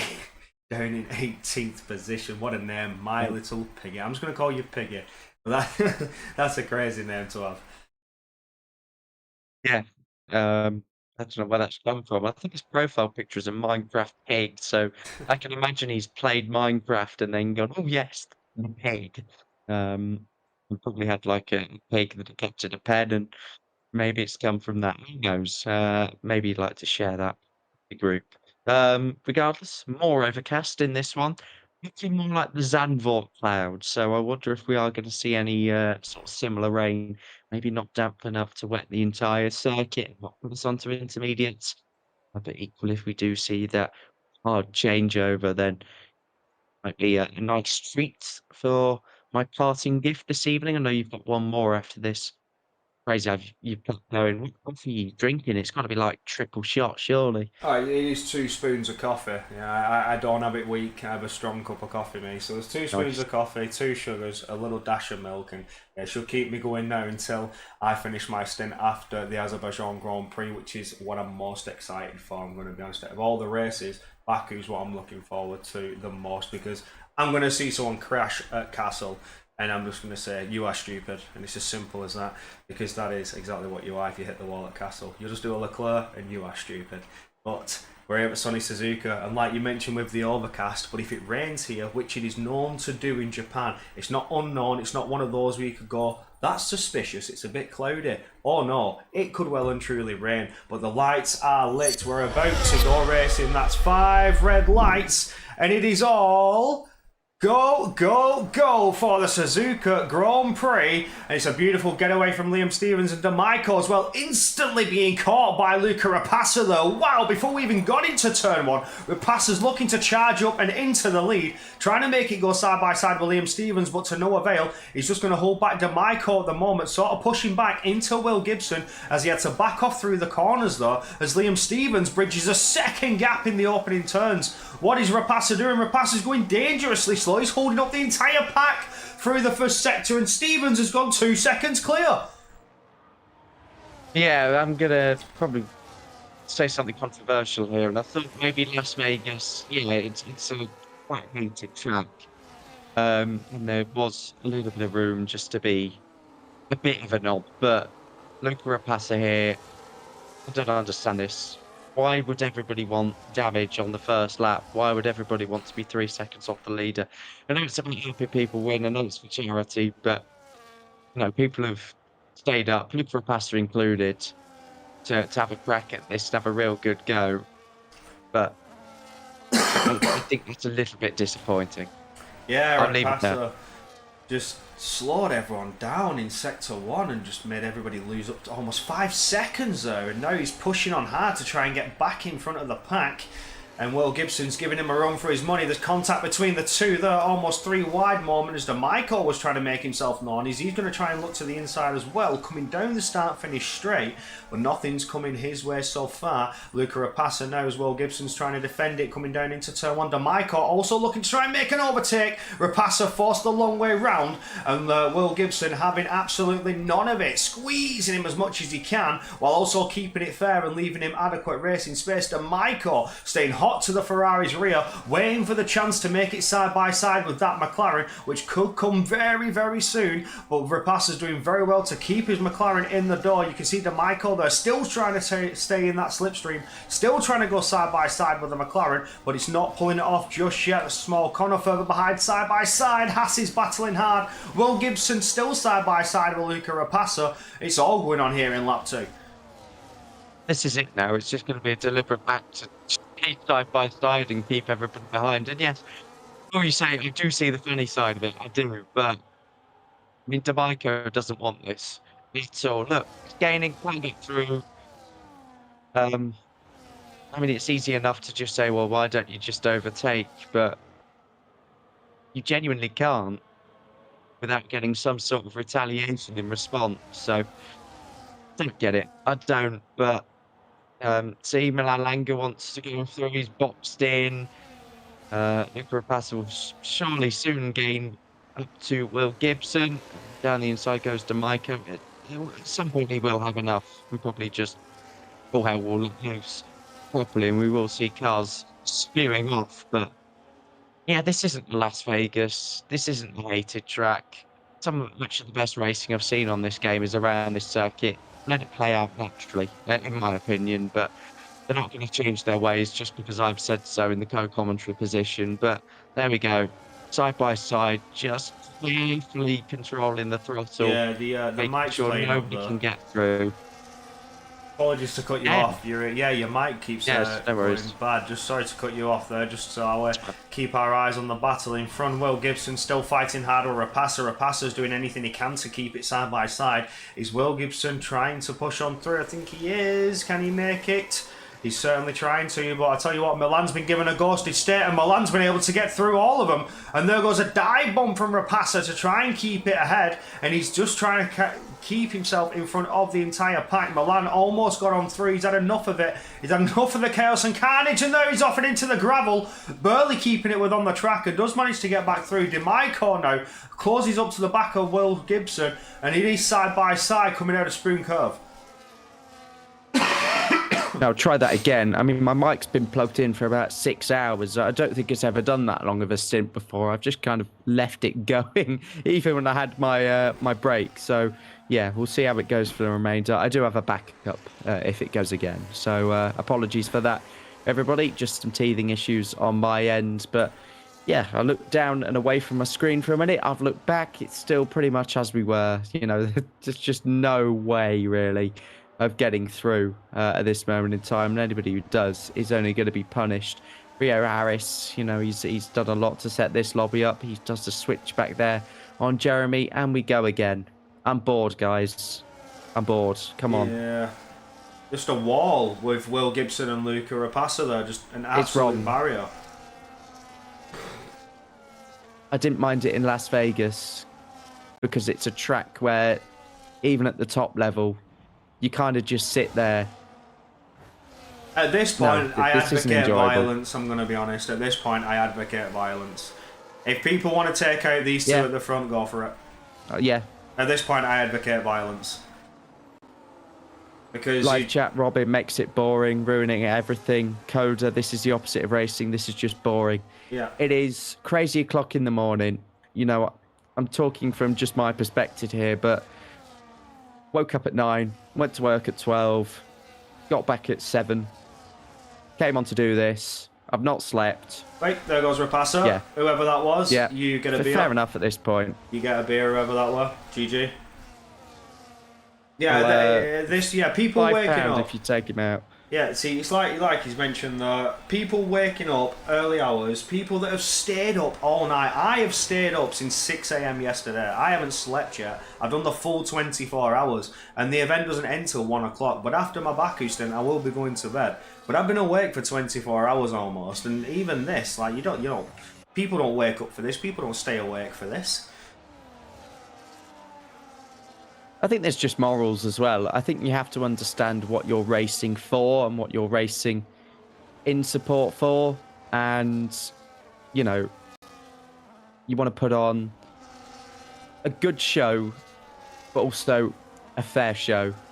Because that's how things should be, fair. It's about fair treatment and having the right support systems in place for everybody. When we do mental health races, whether we do races for cancer support, whatever cause it might be, you've got to act with a bit of decorum when it comes to these races. And unfortunately, you know, this community has been racist at times. We've seen it on Twitter. We've seen it when people just get thrown out and people stick up for these people. But I'm not going to use that as a direct comparison. But yeah, the community does let itself down on occasion. And races like this just kind of prove why. And you go, yeah, makes sense.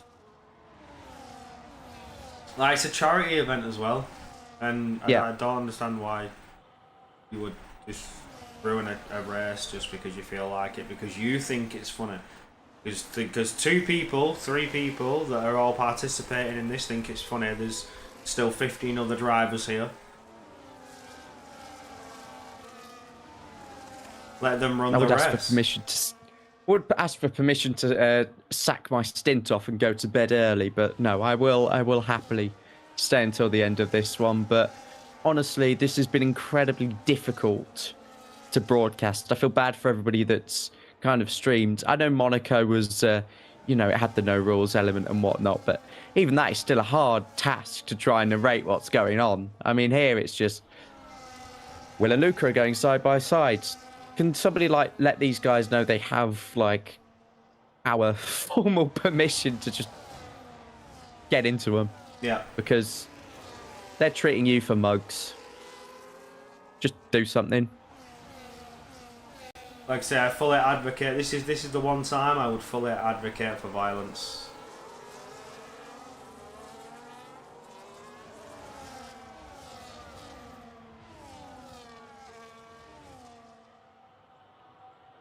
just a car park at this point. It's not a race.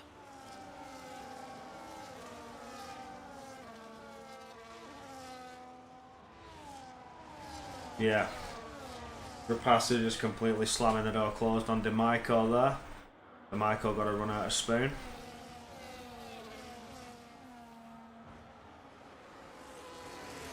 Yeah, DeMichael pushing him off track completely.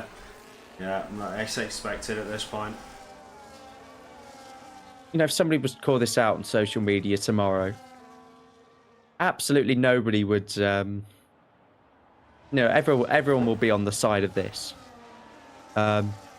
which is a shame. But apparently, this is what the majority of people like. So I can't really criticize it. But yeah, and I know they'll probably be listening in and saying, "Oh, we're successfully rage baiting them," because that's the cool thing to do nowadays. DeMichael! Yeah, well done. Well, hey, go on. Well Send done. me your banky D's. I'll put some money in. I'll put some extra money in the pot, but get yourself a beer, my friend. Well, hey, finally, someone with the testes to do something about it. I think we should instantly grant 10 points to DeMichael's team for that.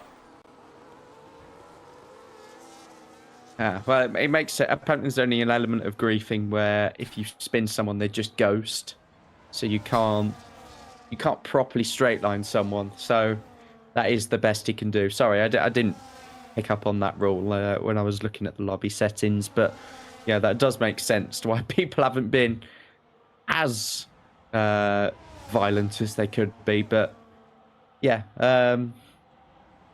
obviously, I won't be on again until the end of the stream once this race is finished. But yeah, it has honestly been a pleasure, and everybody that has raced with their heart doing some of the talking as well as their head and their instincts and what they want to do in this situation, they are the people that I've tried to look out for and I've tried to praise, because while things like this do happen, and you know, more often than not, I'm encouraged a little bit in the charity events where you let yourself loose a little bit. We've crossed a line. Yeah. I've just seen Rapasa just completely punt somebody off track while he was coming through the S sections. So, yeah. Seems that nothing's off limits in this one for these two. Or for these lot. I mean, they have the pace. They're quick. They're quick. They're amazing. It's amazing what they do, but yeah.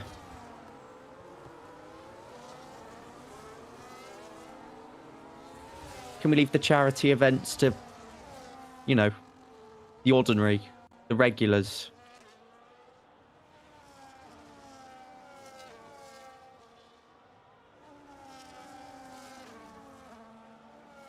I'm sorry, Corey. I didn't want to go on a... No, you're good. Trust me. Rant at 20 past 5 in the morning. I fully understand. I feel the similar thing. I just don't see a point to it. At the end of the day, it's a charity event. Like, you had your fun in Monaco when you literally got given a no-rules race.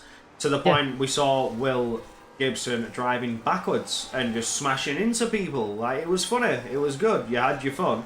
And now we're back to Bourbone's racing, so can you please race?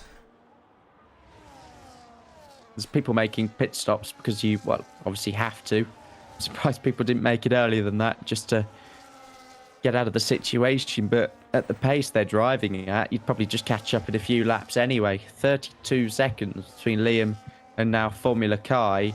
Hopefully, I say hopefully, it just goes back into a normal race from now on. But as I say, Will Gibson and Luca Rapasa are quick enough to just weave themselves back to the front, even if there is a bit of brute force, and do it again.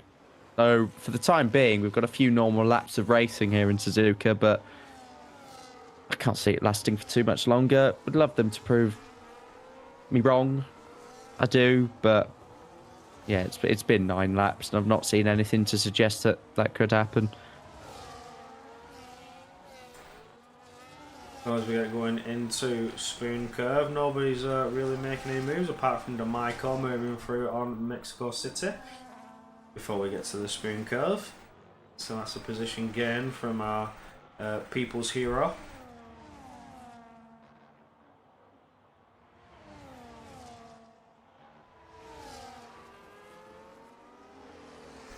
We're looking at those ahead who are trying to race on. Jeremy in the podium position, almost losing out on the DRS there to Formula K. He's just still within that 1 second as Rio Harris is trying to close up, and Bosmius closing up still and further behind that. I think we've got a moment there for it's a pitter of Small Connor 9 to swap out his tyres. We'll take a look at who's on what and who's doing what. Small Connor coming in for a fresh set of hard tyres. Everybody else on the mediums apart from Will Gibson being on 9-lap hards. Yep. Pretty much perfectly described.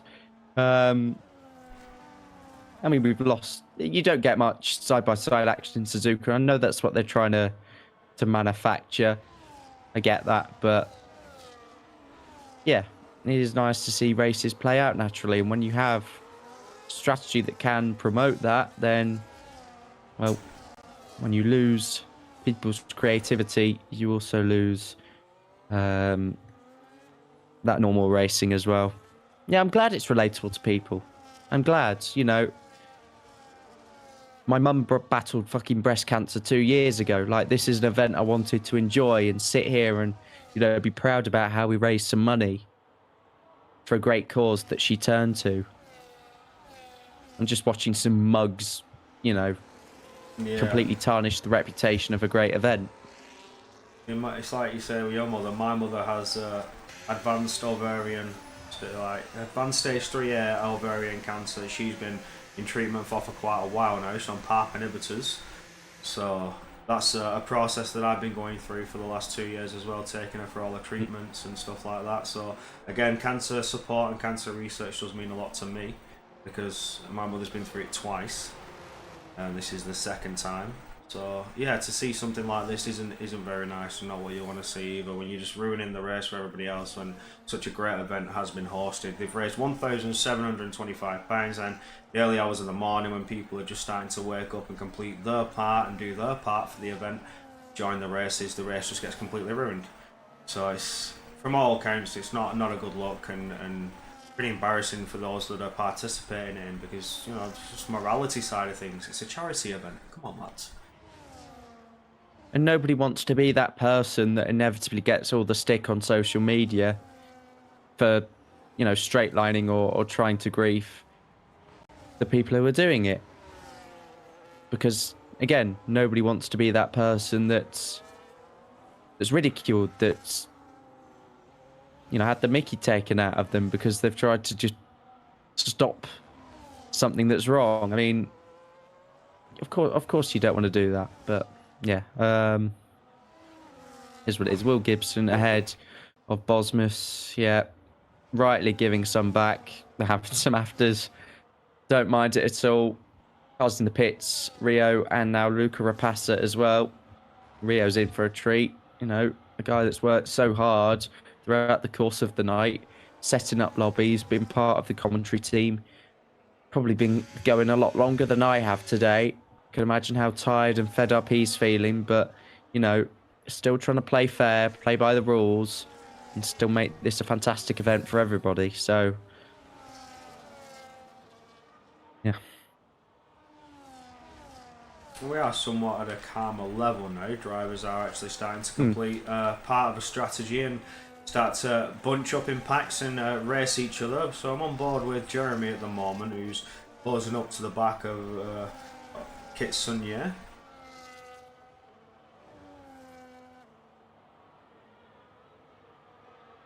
It's the return of the time penalties, though, from Kota. As with TK. Everybody racking up threes. I wonder who's going to be the first on a 6. I wonder if it's the Degners, because, again, you come flying into that right-hander, and it's very easy to just run it a little wide over the white line. Not necessarily hit the gravel, but you can just extend the white lines ever so slightly, because of how fast you fire into that corner. It's just annoying you turn up to race and that happens. Hopefully now it's spread out, it doesn't happen again. Yeah, if you mean the events, I mean, it's easy enough to just stick certain people on a blacklist, but they have friends, they have other people at their level, they have, you know, so many people they can turn to and go, just do this for me. Be a knob for me. Like, it doesn't just stop at those two people. There are countless people that will obey to certain instructions and will just do what they're told and spoil fun.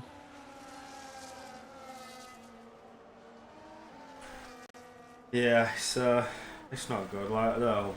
Oh, is that a disconnect? I think my little piggy. Still in the session. Was in the pits and has left the session but didn't retire. There's Adam retiring from the session as well. It also doesn't surprise me. Some races have been completely ruined. Maybe just picking up a bit of damage there and just not worth boxing. He's too far behind. But we're still on board with what is quite a bit of a battle there. As Luca Rabassa moves back on Kitsune. And we have Rio Harris now starting to close up to the back of the kick. Salva gets an open door and swings it through at the hairpin. Beautiful stuff for the commentary team there, moving up into P7. Coda, yeah. No, I'm glad we can keep you all company. 31 of you on Twitch right now. +5 UK time for the pair of us. We do need to be doing better as a community, but said that for years. You know, it's never going to stop these events from taking place. It's never going to stop us from raising such a substantial amount of money. Even 3 figures, I think, is an amazing sum for charity. Never mind 4, and nearly breaking into the 2,000 mark. And I'm sure we will do with a big push tomorrow morning. So let's turn this into a positive. Spread the link, spread the awareness. Let's get people on board for the last 6.5 hours of action today. Oh, an overtake! A big charitable push. An actual overtake. A clean one. I saw it. I watched it. I was being nice, but well done to Oni Kitsune for the overtake on Magnussen. Get in. We have an overtake. Happy days. We love it. We've finally got some action coming to the screen. And we may have a little bit more coming on for P13 though. We have Didi Royale trying to close up to the back of Demaiko. Demaiko suffering from the wing damage after being an absolute champion and trying to help with the current issues. But he swapped that wing. So now he's suffered with the damage. He's now going to try and work on that recovery drive for the next 13 laps. And we believe, or do we believe, that Demaiko can get into that top 10. They've done it this race and last race. Yeah, I mean, Las Vegas, I've said it on record, I was fine with it last race, just purely because how this game is. But seeing the people afterwards in the chat going, what the hell was that? It made me think, right, okay, there are actually people wanting to race here. And then to see it again, repeated and worse in this race, it's just sort of tipped the balance for me. And that's why I've been on the rant. But yeah, I'm seeing it again in the Japan-specific chat. Yeah, Adam, I feel for you, mate. Enjoy the rest of your night, and hopefully see you again towards the end of the stream.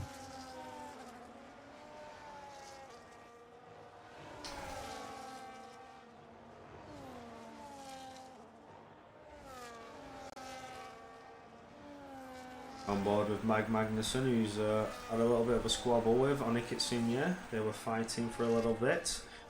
Whereas Formula Kai still trying to close up to Milan there, looking to try and take that podium position away. Good race with Formula Kai, just like in Las Vegas as well. Had a fantastic result there. He's looking to try and score another good result for the content team.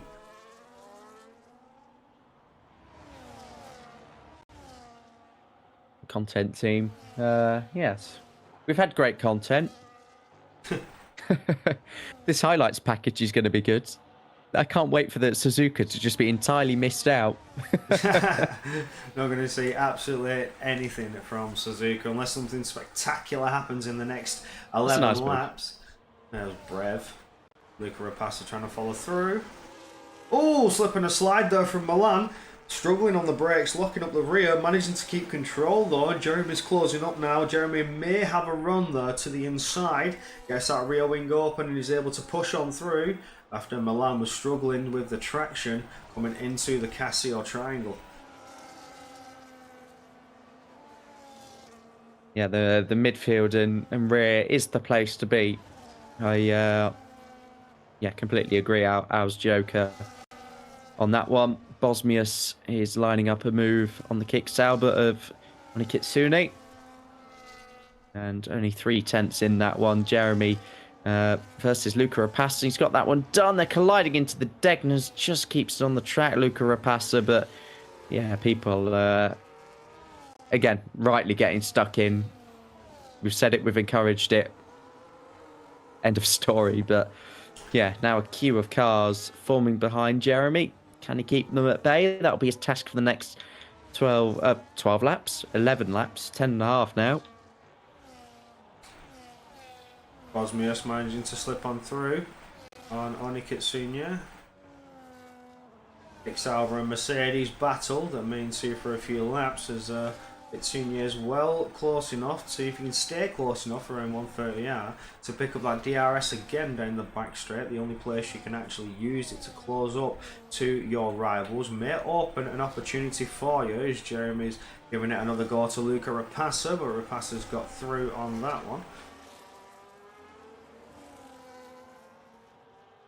Yeah, just seeing what I can do in terms of an invite for Piggy, but again, there's not a lot you can do in the session.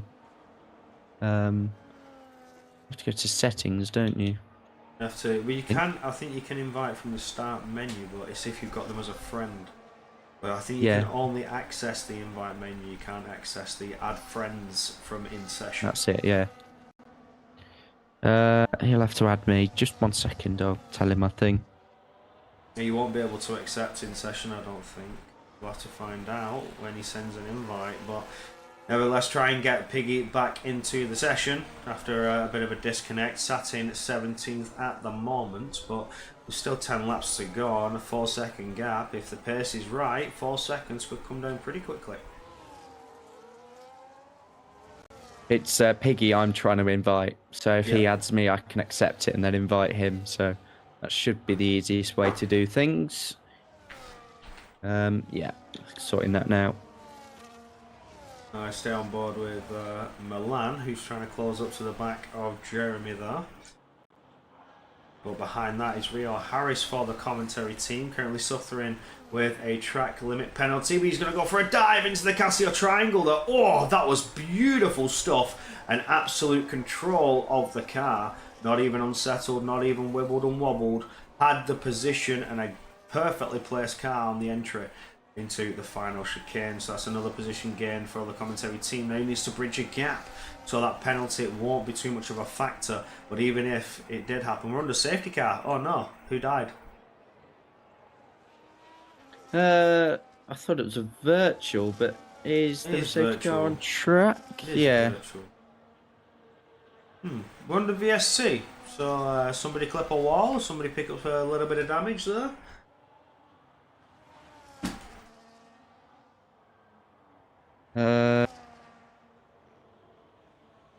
No idea. Can't see any completely missing front wings, which is usually the root cause. Honestly, no idea.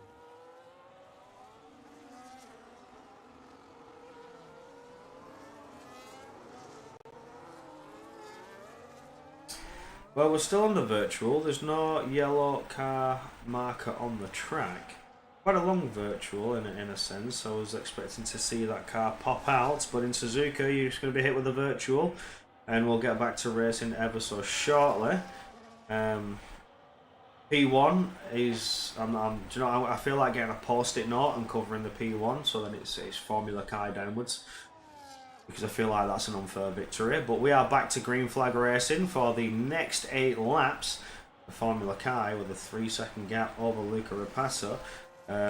All thoughts and prayers that you hold that. And here we see Rio Harris go for a dive there on Jeremy. Just can't seem to pull off the same move that he did just 1 lap ago.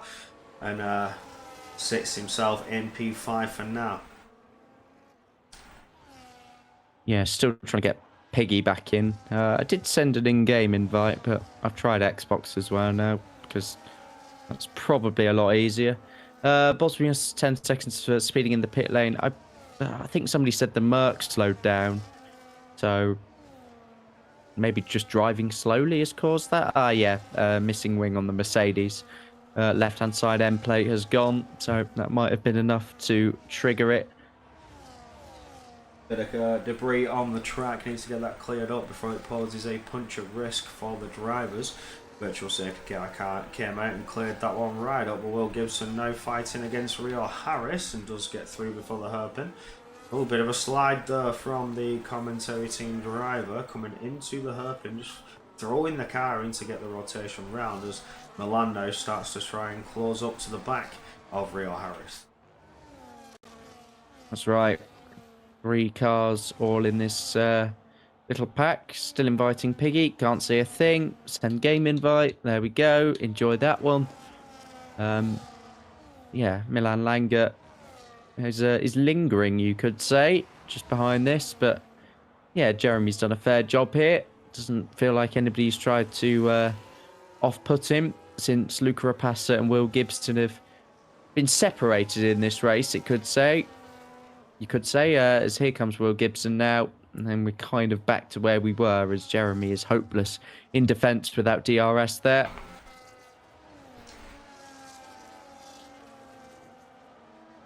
As we get going into the Suzuka S's, Kitsunya fighting against Damaiko as we get going. It's Small Connor now and Damaiko around the outside. Beautiful stuff from the Racing Bulls driver. Jump ahead of the Haas car, and Kitsunya now looking to set sights on Small Connor and try and pick up that position. If you can just get a little bit closer, potentially get a run out of the hairpin, if not get on the brakes a little later into the hairpin. Just not close enough so far. Small Connor still trying to chase down Damaiko and hopefully retaliate and retake the position he's just lost.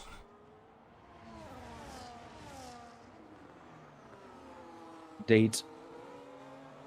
Thankfully for me, only 7 laps to go in this one. Yeah, some suspicions in the Japan chat that they might do it again. Well, I think it's a bit late for that to make any real impact on this one. So, if they did, I wouldn't care on this occasion. But there we go. It's a shame to keep bringing it up, but I suppose they do want us to talk about it, and they're getting what they are desiring. Seeing that, we've managed to pull back some time with only, what, 6 laps to go? 5 laps to go? Or 6 if you want to include the lap 21.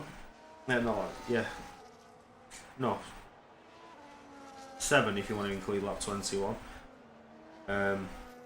We pulled back a bit of time for the next race. So I think the next one's supposed to start at 6. And we're 20 minutes off that. And we've only got a few laps left of this one, so that's good. We managed to stabilise the time where we had a bit of a delay.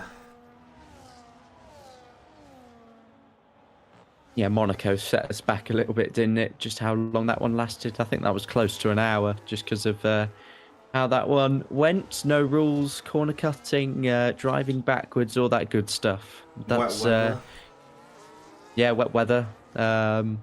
It was a fun watch, and that was the point. It was meant to be. It was meant to be just a change from the kind of classic races into, you know, a wild card free for all sort of thing. But for some reason, it seems to have extended over 3 races, which is very strange. Well, what I can say is this is the first charity event that I've seen that has had so many wet races in it. I think, what, 5 or 6 have actually had a spot of weather. Like, this is the most I've seen in a 24-hour event. That's a fact. Oh, there was one that was picked earlier, wasn't it? Didn't Ace's mum pick one? Yeah, I think she did. Yeah, full wet at Imola.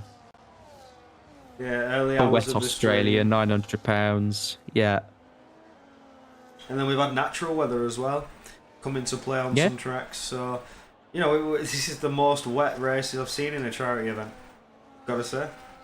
But it has been a bit unique in its own sense, this one. And we've had carnage, chaos, calamity, dirty drivers, unsportsmanlike conduct, heartache, driving backwards, no rules racing. We've had the lot. We have yellow flag in Sector 1. It's Aston Martin. Sadly, it's not the race leader. That would have been funny. FCR Lally went for a little spin and is all but now getting lapped by their teammate. So, yeah, no, not a great feeling, but couldn't really help it, considering that 50-second lead was handed on a silver platter. What was I going to say? Can't remember. Something about weather. Ah, yes. This race has gone kind of the opposite way to Zandvoort, where it started drizzling. The sun's come out in this one. Both started about exactly the same in terms of cloud level. So, yeah, just proves that there's always a bit of interchangeability when there's it starts overcast. It's just a roll of the dice which way the game picks. Yeah, absolutely. This is just gone the opposite way to Zandvoort, like you mentioned. We had the overcast on the race start. Looks a little bit grey and a little bit dull in the sky. But in Zandvoort, it started to rain and drop with a spot of bad weather. And here we are with nice and sunny skies in Suzuka. So it started to warm up a bit for the drivers out there. Yeah. A nice bit of sunbathing. I mean, I must just say the weather here has been absolutely gorgeous, especially yesterday. Actually felt like hot and sticky for the first time this year, which isn't a good feeling, but you just know that summer is pretty much here. And yeah, no, that always lifts the mood up away from the F1 game, which I don't play often, I must admit. Yeah, it's not something I play often. I think these two races are the first proper races I've done since the Mind 24-hour charity event. I don't tend to drive this game with all its known issues and bugs and stuff. Sort of died off for me in that sense for driving, but still commentate everywhere where I can. Oh, that was Mexico TV's just gone off. He's just straight lined in the Degners. I think he's beached. Yeah, beached and went straight on though. That was kind of funny actually. Oh, on the curb. Yeah, just beached at the I missed Degners, that. went straight on. He's managed to save it well. I think he might have picked up a bit of damage though on the front left end plate, trying to obviously rotate the car and avoid the barrier. May have clipped it ever slightly. Front left end plate's gone, but there's only a few laps remaining. You're just going to have to suck this one up for the remaining laps and try and make it to the end. It's pointless changing your wing now.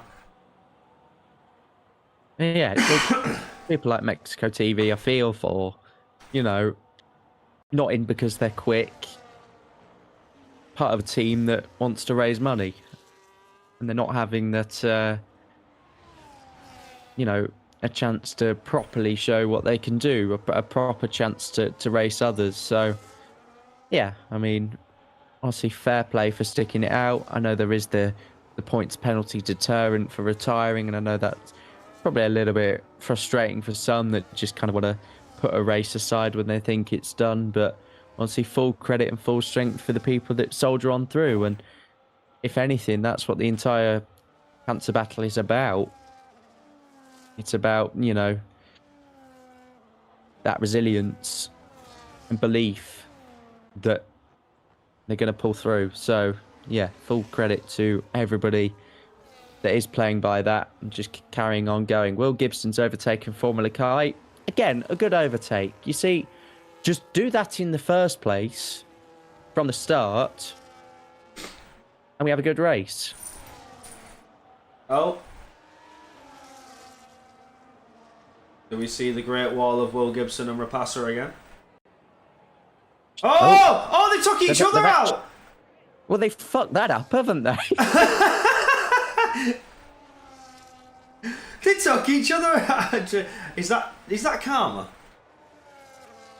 I suppose. I think we've just seen karma, and Formula Car's gone through, and he'll be saying, thank you very much, you two, do what you want to do, I'll take another podium.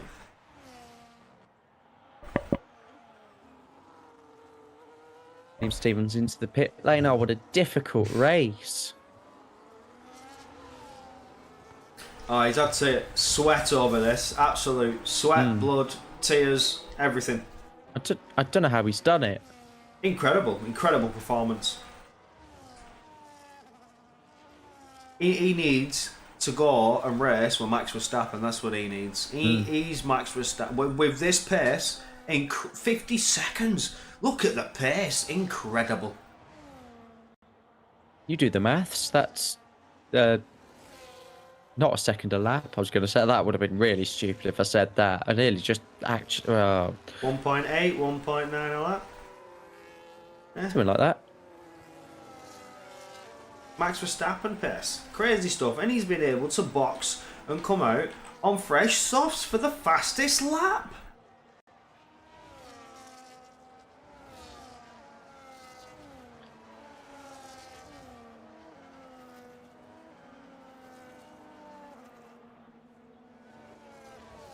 Well, I'm going to jump on board with Jeremy. We're not even going to look at the fastest lap attempt. Because Jeremy's within a second of the car ahead of Rio Harris, and let's see if we get a bit of a battle ensuing on the final lap as they try and focus on recharging the battery. And Rio's going to be looking at that deployment level and thinking, how much have I got to defend with? Can I push a little harder in, knock him out of the DRS? I think he's going to try to, and he does break a second there from Jeremy. Jeremy pushing hard to get back in it. We're getting to the hairpin there, and he comes back in the 1 second just to the outside. In and out, shake it all about. These drivers are really doing the hokey-pokey for DRS. Absolutely. Come on, let's have something to smile about before I go to bed.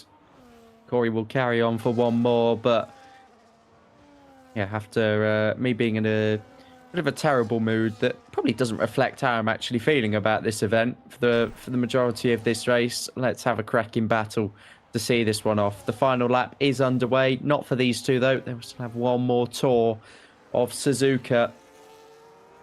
And it will be the DRS for Jeremy, but doesn't really have a battery advantage over Rio.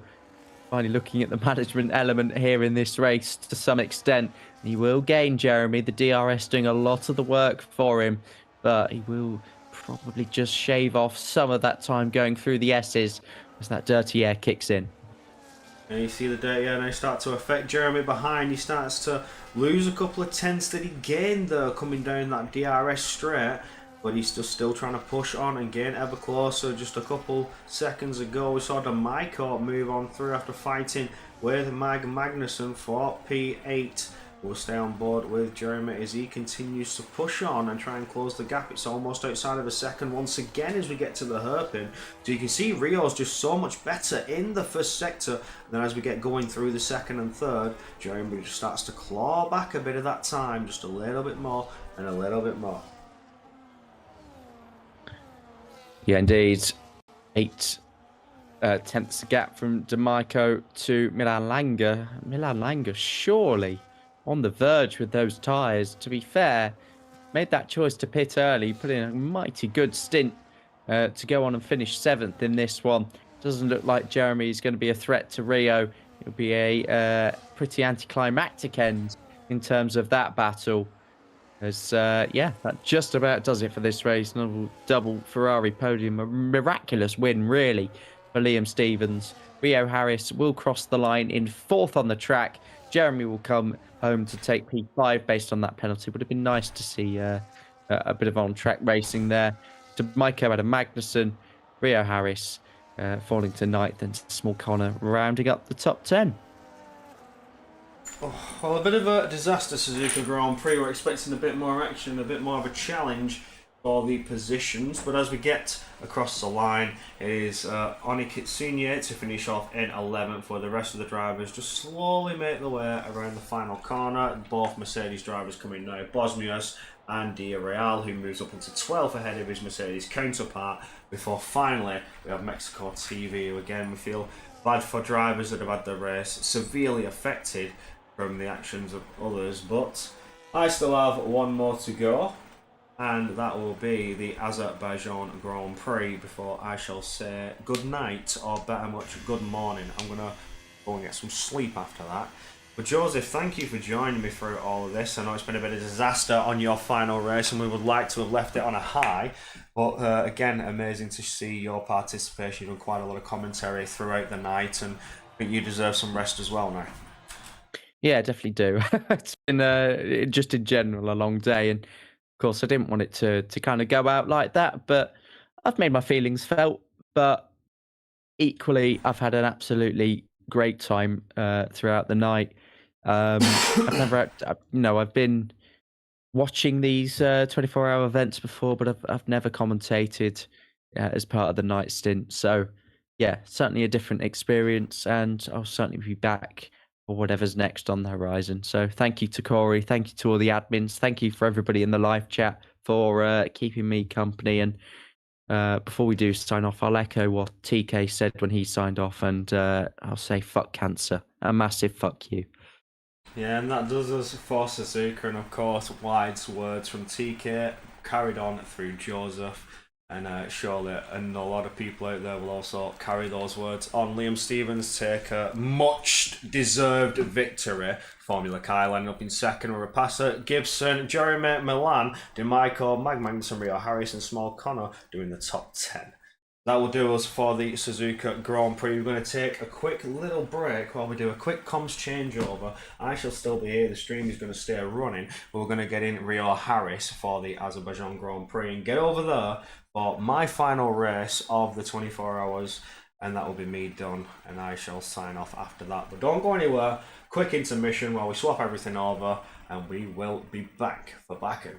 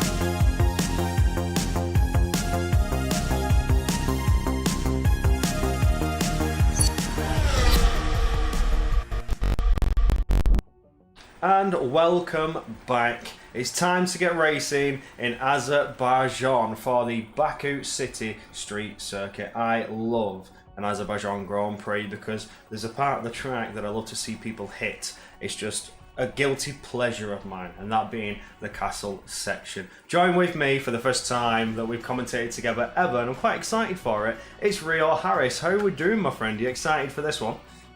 I'm very excited. Obviously, like you mentioned, the castle section is somewhere where we'll be able to catch out a lot of drivers. It's just the nature of Baku, just full of chaos.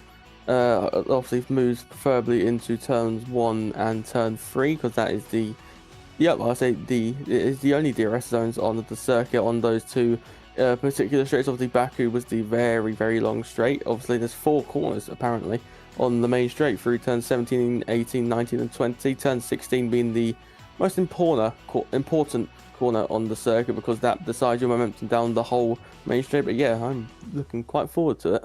Absolutely. Now, this is my last one of the night, so let's certainly make this a good one and a spectacle before I head off and get some shut-eye for a few hours. I'm most excited for this one of all the races that I've been a part of and commentated, just because I like the track. It's got some grit to it, and I like street circuits. It can really test your mettle as a driver and test your skill with how tight and treacherous it can get towards that second sector. So some drivers here may capitalise on using the lower downforce setups coming down that mighty long final straight towards the checkered flag. May even see a drag race to the line.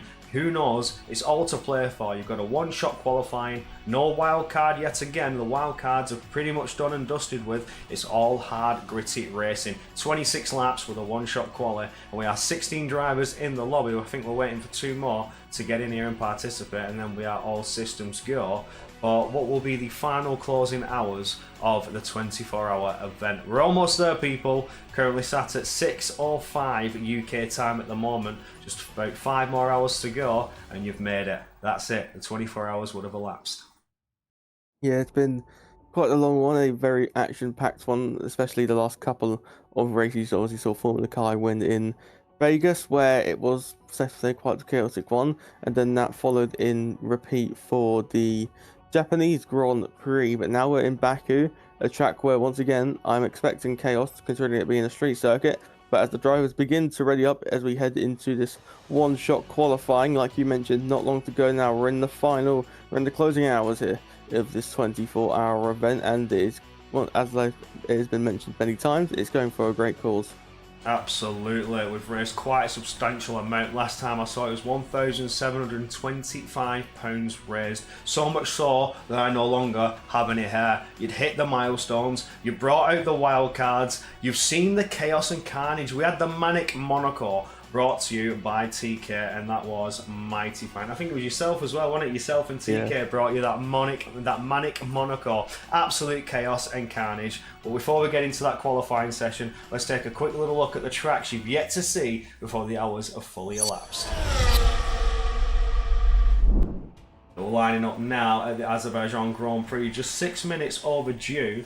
It was supposed to start at 6 AM before you head over to Qatar, the Losail circuit, and then over to Sao Paulo, Brazil, Barcelona in Spain, and then the mighty Temple of Speed, it's Monza. And your final race of the 24 hours, Super Silverstone circuit, the home of Formula One, the most historic circuit to ever exist. What a way to close it off, but nevertheless, the clock is ticking and qualifying is getting ready to begin.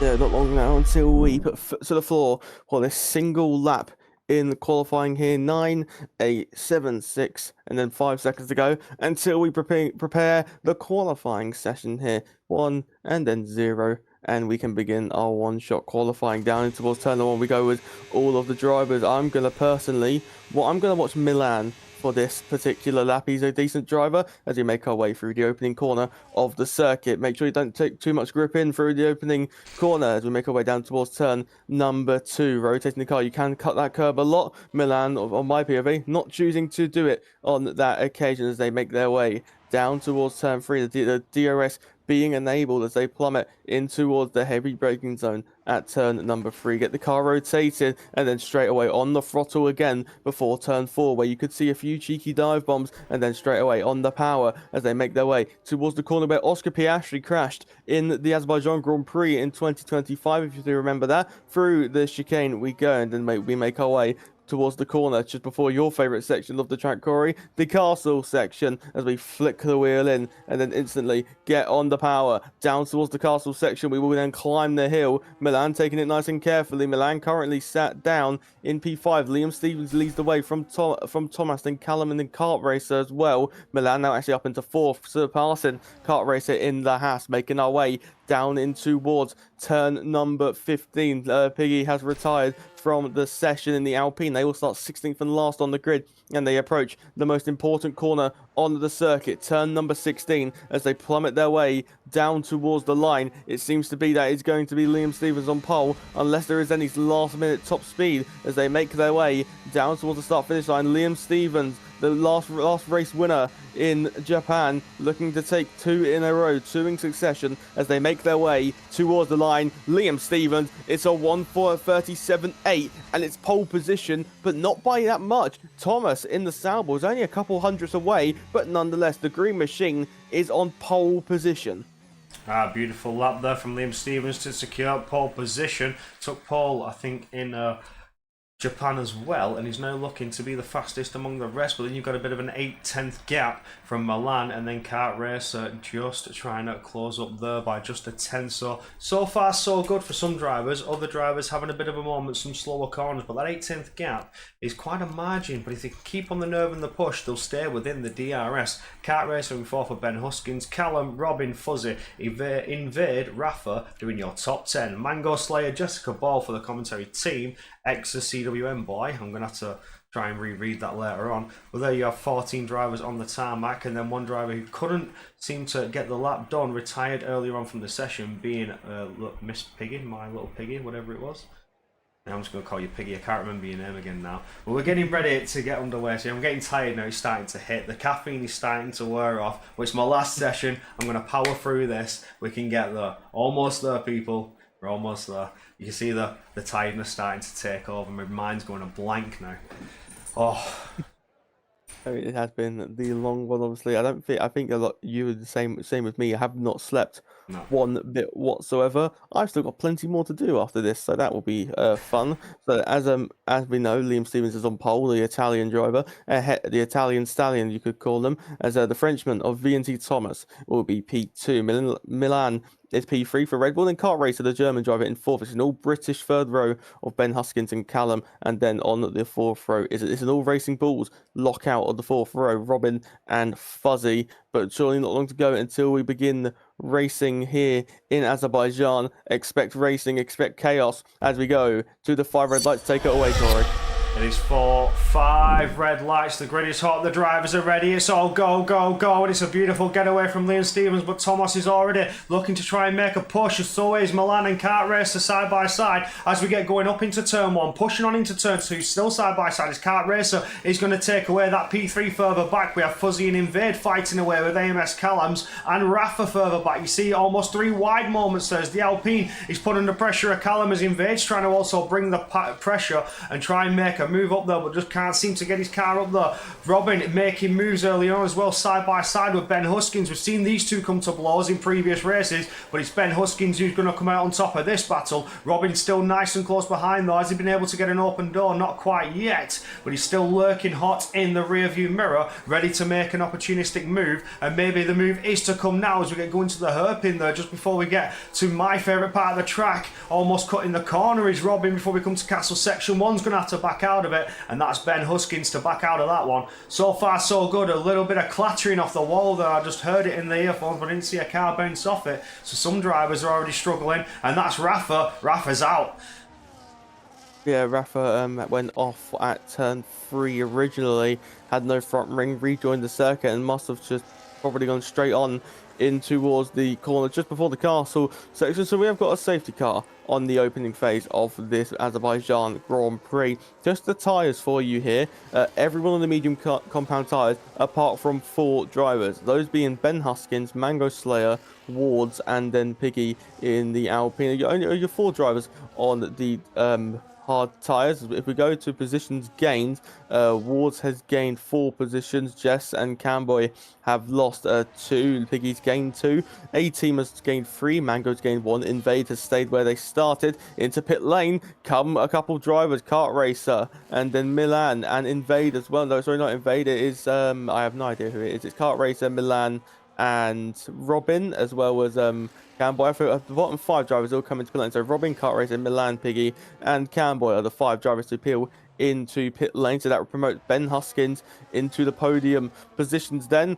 Fuzzy as well now up into 4th, Callum up into 5th, Invade into 6th, Mango into 7th, A-Team into 8th, and then Wards into 9th, and then Jess Ball into P10. Interesting strategy call here to pit on the opening lap here. Maybe wanting to go hard to ensure that they can have optimal performance. But Robin not thinking the same. Robin's gone for a set of the soft tyres. Oh, but that might be why Robin doesn't have a front wing near on. Oh.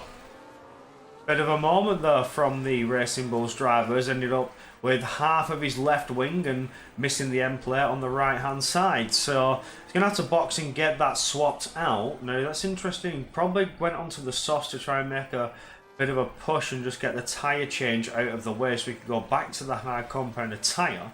Maybe being one of the drivers that started on the hards and wanted to save the mediums in the event of a safety car. So maybe some smart thinking there for Robin just to try and get a pretty good start going. But I'm more looking to those that have swapped off the mediums and onto the hards. Kart Racer, Milan, Piggy and CWM Boy.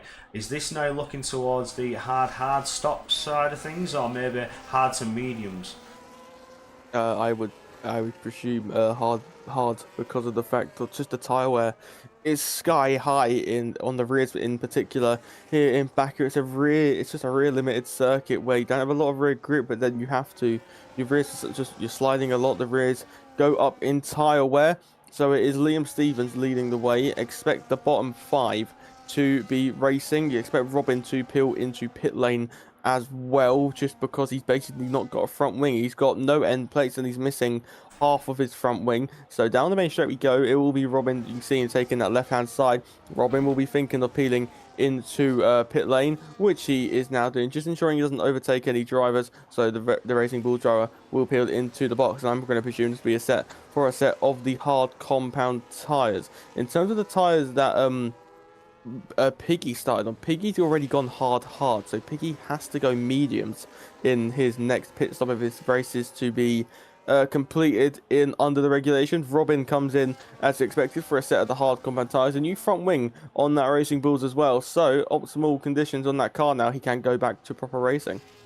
Yeah, absolutely. Also completed that tyre strategy phase. So he's swapped a tyre, gone into the softs, ran a lap. He can now do another hard stop, because if he did start on the hards, he's only ran 1 lap before having a disastrous moment. His starting hard tyres, they're still going to be in fairly good condition. So later on in the Grand Prix, swaps on another set of hards, perfect tyres all race to a good extent. He doesn't need to go through the medium phase where you get to a point where you're approaching puncture limit, and especially on a track like you mentioned, the tyre wear being so harsh as Baku, the track just so abrasive, and being a street circuit, you're slipping and sliding everywhere, burning off that vital rubber that you need.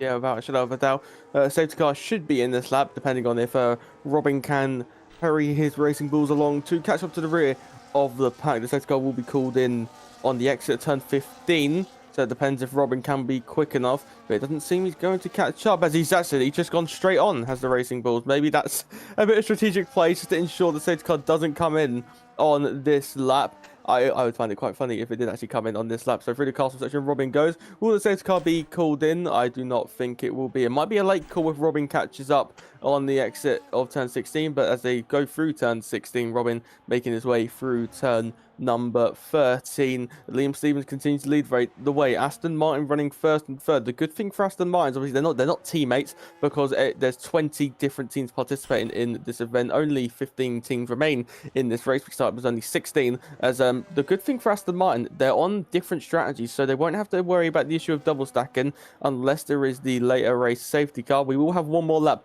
behind the safety car, so we will go racing on lap number 5, or at the end of lap 4, heading on to lap number 5 here. And it seems to be that maybe this is just going to help the medium tyres easily make it to at least lap 10. Yes, this is certainly going to help those that are still on the medium tyres. They can just prolong their stint for a bit longer than they would have expected to. So now the hards, maybe a one-stop could become viable. Oh. Something has happened there, and Invade's off in the runoff area. Invade in the Haas has gone straight on in the runoff area at turn number 2 and has lost a hatful of positions here. I have no idea how many positions they've lost, but they've dropped down from whatever position they were now down into P15, and that is not optimal considering he's on those older mediums. We didn't have a full lap of racing, but he will already have more wear than them because they did at least, I think, maybe a sector or just over a sector and a half, maybe 2 sectors. I'm not too sure when the safety car, I can't remember when the safety car was called out, but one that promotes the 5 of the pit stop brigades into now 10th, 11th, 12th, 13th, and 14th. Invade is going to have to try and fight through on the oldest tyres of the field along with the top 9 from again, and he's just behind all the new runners now, so this is going to be now a nightmare for Invade.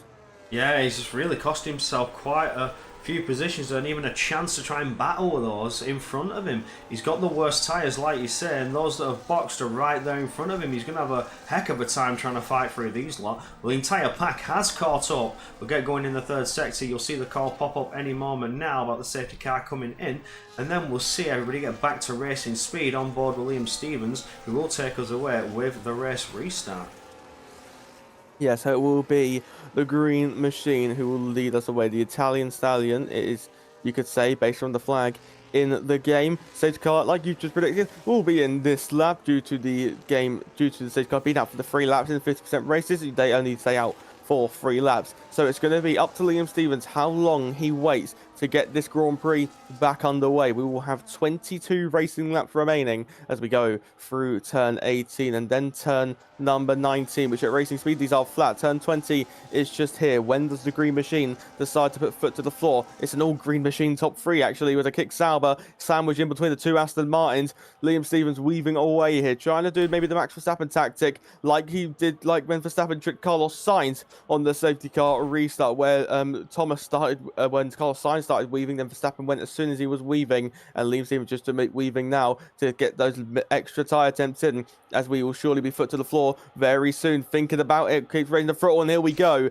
down the main straight in towards turn number 1. It's a phenomenal restart from Liam Stevens, already behind. Kart Race has gone wheel to wheel, just Bull, but they're going to have an illegal overtake because they didn't overtake before the start finish line. We make our way towards turn number 1. Mango Slayer's going wheel to wheel almost, but it was Wards and then 18 going wheel to wheel behind as well. Wards gets through on 18, further behind it's a little bit of carnage. It's in towards turn number 2 we go, diving down the inside goes Invade, wheel to wheel with the Racing Bulls of Robin, who gets the momentum around the outside to keep P12 as further up ahead. Wards and Mango running wheel to wheel. Mango looking for the move on the inside, but thinks better of it and does back out on that particular occasion as we make our way in towards turn number 4. Liam Stevens and Thomas already got that 1 second gap ahead of Ben Huskins, who is being put under pressure from the Racing Bulls of Fuzzy as they enter the chicane.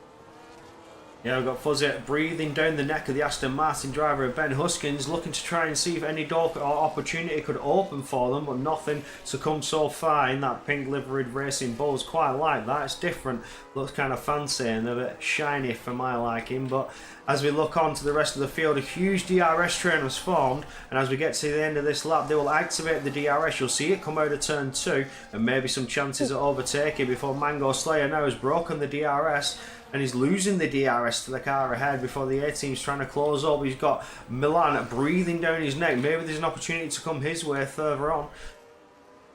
Yeah, as they make their way in towards turn number 16, Mango will have to get a move on here. May potentially work with the Williams of A-team, who is tucked up behind them as they make their way through turns number 18 and then turn 19 and turn 20. The top two absolutely checking out, and the top two could be about to do battle. We plummet down the main straight, down towards turn 1. VNC Thomas is on the inside, and the top two in the Grand Prix are wheel to wheel, but for not much longer. Through goes VNC Thomas. Their kick Sauber overtakes the green machine and takes the lead of the Azerbaijan Grand Prix. Further behind, Kart Racer went wheel to wheel with 18. Kart Racer now ahead as for once again. Robin and Invade went wheel to wheel, and Robin gets the place on Invade. As now we go down towards turn number 3. Liam Stevens is going to stay tucked up behind VNT Thomas, as then further behind the Ferrari of Mango. Maybe she's going to let Milan on through. Mango going defensive as they have hit the brakes for turn number 3. As we go in towards turn number 4, Milan going to stay tucked up behind Mango in towards turn number 4. They all sideline astern and they all stay well behaved. Everybody keeping themselves calm and collected as Ben Huskins now is pushing on and does manage to get back in that DRS of Liam Stevens ahead of him, but almost on the cusp of losing it there. Needs to push a little bit harder and maintain the pace so he gets it. Coming out of sector 3 down the start finish straight. Doesn't want to lose out too much time because Fuzzy's been keeping the pressure on the Aston Martin driver, looking for any chance to come his way, any opportunity to make a pass or swing it to the inside, but it's just not coming as of yet. VNT Wards is gaining and gaining still on AMS Callum. It's Alpine versus Red Bull, and the Red Bull certainly has the upper hand here, showing a little bit superior pace as he closes right up to that rear diffuser of the Alpine ahead of him.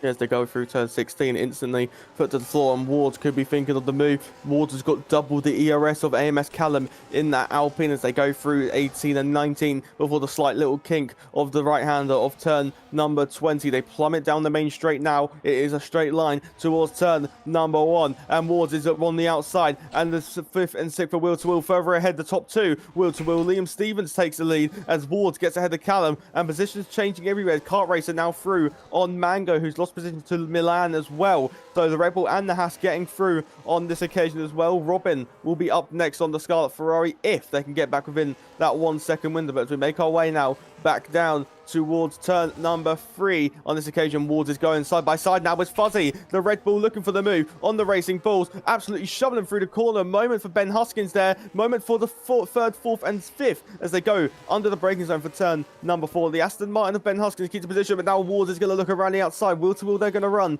into the chicane. Wards is going to look around the outside. It will then be the inside line, and Wards will get the position, but then the Racing Bulls might try to go up and under as they make their way towards the corner just before the castle section. It is Fuzzy as now down on the inside. Callum's going to look. Racing Bulls and Alpine doing battle wheel to wheel, but on this occasion it's going to be Fuzzy who comes out in front. Oh, Fuzzy just being able to stay on the push, get through on Callum's and try and close up to the back of Ward now to see what sort of battle can ensue. But Callum's doing very, very well to keep the pressure on board to that Racing Bulls. Maybe see an opportunity come his way when the DRS becomes available to him, because Fuzzy's losing out. He's slowly dropping outside of that 1 second. Needs to push a little bit harder because the detection zone is not coming yet. The detection zone comes when you get out of these fast, flat, twisty turns and out of turn number 20. That's when you'll see it. And Fuzzy is outside of the 1 second. Needs to burn a bit of that battery because Callum's lurking and waiting, ready to take that position back. Yeah, now we go down the main straight and Fuzzy will be put under pressure. Fuzzy and Callum don't really have a lot of battery. It's so close to the wall. Callum's squeezing himself as now here comes the Red Bull of Milan as well, as into the pit lane actually comes Fuzzy in the Racing Bulls. Only able to do 6 laps or 7 laps on that compound tyre. Wheel-to-wheel Milan runs with the Alpine. A little bit of wall bangers. They get on the exit of 1 before the braking zone at turn number 2. Red Bull v Alpine. This is quite a realistic story if you're on about in 2026 as they go down the straight towards turn number 3. Milan is through on AMS Callum. AMS Callum and Langer don't have any DRS. Through goes the Haas of Kart Racer though, flying by the pair of them. And Kart Racer into the wall! Oh my word! Just went deep on the brakes, into the wall, and out of the race. Kart Racer just completely outbrakes himself after trying to pull off a double overtake, and bosh, smashes into the barrier. And you are not finishing this one, my friend. Unfortunate for that. Somebody clipped that. That was all on stream. That was just like a bosh into the barrier. Yeah, unstoppable object versus immovable object. Absolutely correct. I agree. So someone that is just absolutely shafted. Fuzzy has pitted. Fuzzy pitted 3 corners before that incident. So they are going to lose a lot of time, considering the fact that they're obviously under safety car conditions. Stating the obvious here, you will be, oh, Robin, drive-through penalty for speeding under the safety car. So that's unusual here. You normally get that you only get like 15 seconds to slow your pace down. Maybe Robin just didn't notice it. He will have to serve a drive-through penalty when we go for active green flag conditions. This means that Mango will be in net P7 in this race. But obviously, the likes of someone who this doesn't help out, Piggy in the Alpine has gone hard. They have to go mediums if they have to stick to the regulations. The likes of Liam Stevens, Thomas, and Callum, this is arguably perfect timing for them. They will be able to, obviously, they'll go on to lap 9. The safety car will probably come in end of lap 10, heading on to lap 11. I'm surely going to expect your race leaders to come into pit lane. The top 3 are in the box. Milan Langer is going to continue on. So Milan will take the lead of the Azerbaijan Grand Prix. Robin is going to continue on as well, up into 2nd place. Mango will peel into pit lane as well. Will anyone else continue? What about Camboy in the Mercedes? Yes, they will. Camboy will make their way into turn number 1. Will Camboy in the Silver Arrow get up into 3rd place? It will be tight on the exit, but they will get ahead of Liam Stevens. So Liam Stevens will have 3 cars to overtake. It will be 2 cars to overtake once Robin comes in for his drive-through under the green flag conditions here. But everyone is now set onto a new set of tyres. Jess Ball as well onto a set of the hard compound tyre for the commentary team, running down in P13. But Milan leads from Robin, and then Camboy in the Mercedes. 1, 2, and 3 for those 3. And then Liam Stevens in 4th, Thomas in 5th, Wards in 6th, Callum in 7th. The 4th, 5th, 6th, and 7th are in an optimal position here, considering that they're on the hard compound tyres. But someone who will have to stop again, no doubt, Wards has gone hard. So he will be coming in later on for a set of the medium compound tyres here. But it's just a question of how well can he make those hard work. Yeah, absolutely. You see, quite a few drivers have boxed for the fresh hards, and those that have started on the mediums will benefit from this. Can they push them for 17 laps here in Baku City Street Circuit? I suspect they could, with a bit of tyre conservation, with no worries of puncture whatsoever. What is interesting me though is Ben Huskins and Mango Slayer both boxed for a medium compound, so I doubt they're going to go for the next 17 laps. This could be a 2-stop attempt for these two. But with the tyre differential, let's say they go another 7, 8 laps on those tyres, and then they have to box again for another set of mediums. When those hard runners start to wear out already, they're going to gain some and gain a huge advantage. But is it enough to warrant another pit stop? Well, I mean, obviously the medium tyres, they do wear out very quickly. I'd say even after like 4, 5, or 6 laps, that is when the hards are way better than the medium compound tyres. Obviously, tyre temps are somewhat of an issue for the rears, but on this occasion, hopefully they will be able to manage them slightly with a couple of short shifts here and there, smooth application of the throttle, minimize the wheel spin, just to ensure that not only do the rears stay alive, they keep cooler than they would want if they were overheating. So it's interesting that you do mention Ben and Mango have gone for the medium compound tyres. It's surely just maybe now confirming that maybe they think the 2-stop way is better. Yeah, those that are trying for the 1-stop seem to be feeling confident they could make it go. You know, a little bit of tyre conservation here and there, absolutely, those hards are going to get you the distance. But those looking at the mediums may feel like they could have some form of greater pace where they could gain that advantage on a 2-stop. Are the hards going to drop off in pace that quickly as the degradation hits? I'm not entirely sure. We're going to have to wait and find out, but they are going to have to go quite a distance, the next 16 laps at least. But those at the front, you've got Milan, Robin and CWM Boy that have stayed out on the hard tyres from the first safety car procedure. They're going to go for another one set of tyres. Just run these tyres a little bit longer, and maybe they've got a bit more insight into what could happen. But everybody else on the hards, they've got some work to do to manage those better. Yeah, so the top 3 will be under immense pressure on this safety car restart. Robin will skip out of the way soon.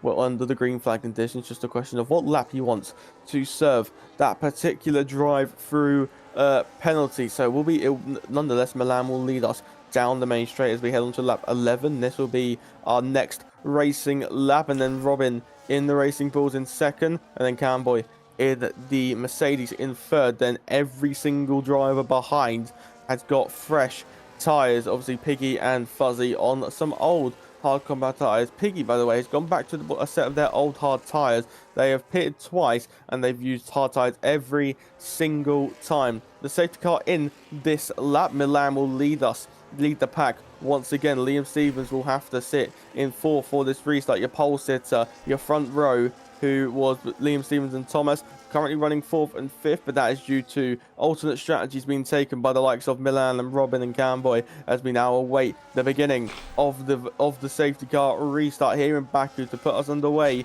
for another safety car restart, which could bring chaos, which could bring action. It will definitely bring wheel-to-wheel moments. Our second safety car restart. When does Milan choose to go? Straightens the car up momentarily, but continues to weave. It's a matter of moments until Milan gets going. When will the Red Bull driver put foot to the floor in that white ball? The answer is now. Let's go racing once again. Down towards turn number 1. Robin will stick with him, and then further behind, Liam Stevens and Thomas running wheel to wheel. Thomas looking around the outside, but then Stevens will go as one further behind. Wards is running wheel to wheel with Callum on the exit of turn number 2. And there's a moment for Camboy, who's dropped down into P7 in this race. Dropped down to 8th. What's happened to Cam as they go on the exit? Callum up into 5th. Wards up into 6th. Ben up into 7th as they make their way down towards turn number 3. Milan continues to lead from Robin. Liam Stevens up into 3rd. VNT Thomas as Wards looks for a move on the inside, who's running wheel to wheel with Ben Huskins. As all into the wall goes the Aston Martin, and there's front wing damage on that green machine of Ben Huskins. The worst possible outcome